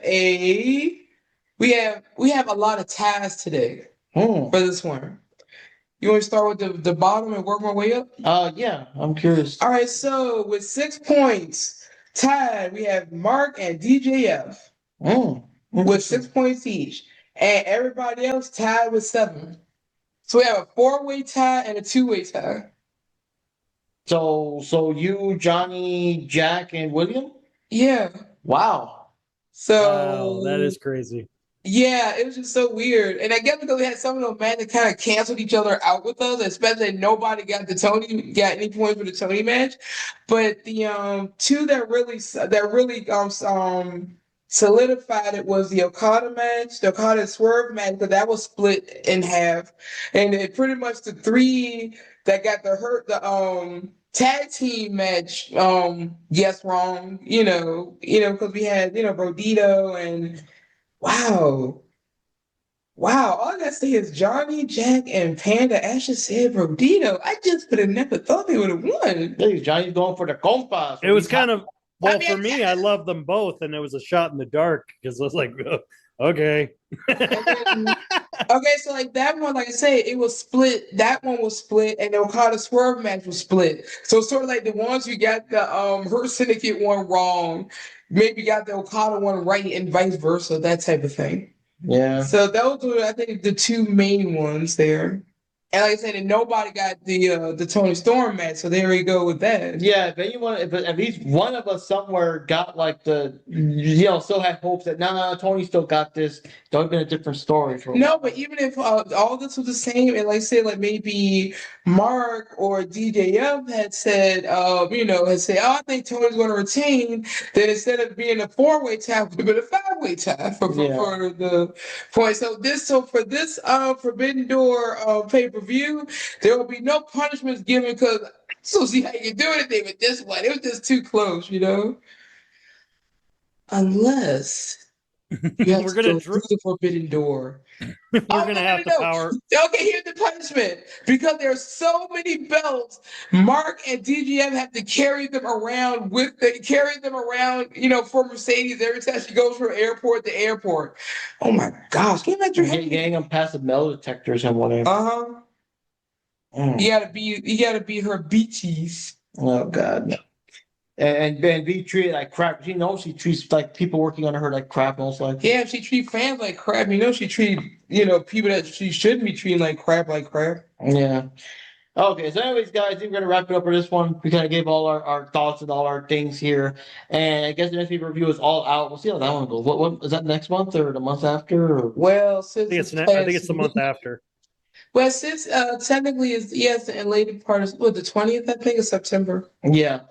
Oh, is it? So we'll check that one out, see what's going on. So anyways, guys, we're signing off here for America's #1 cure for insomnia. If you can't sleep, suffering sleep deprivation and everything, you got the shakes, you got, all the side effects that happen if you do like go an extended period of time without sleeping, listen to us, we'll knock you right out. Yep. We always give the warning, do not listen to this podcast while driving or operating heavy machinery or using a forklift or whatever. Just don't.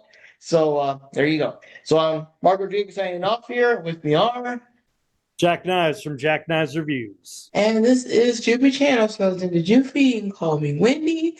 And I will turn this over to the one, the only, the man of the hour, the man with the power, the man that is too sweet to be sour, Johnny Rock. All right, catch you later, guys. Don't forget to lock your forbidden doors.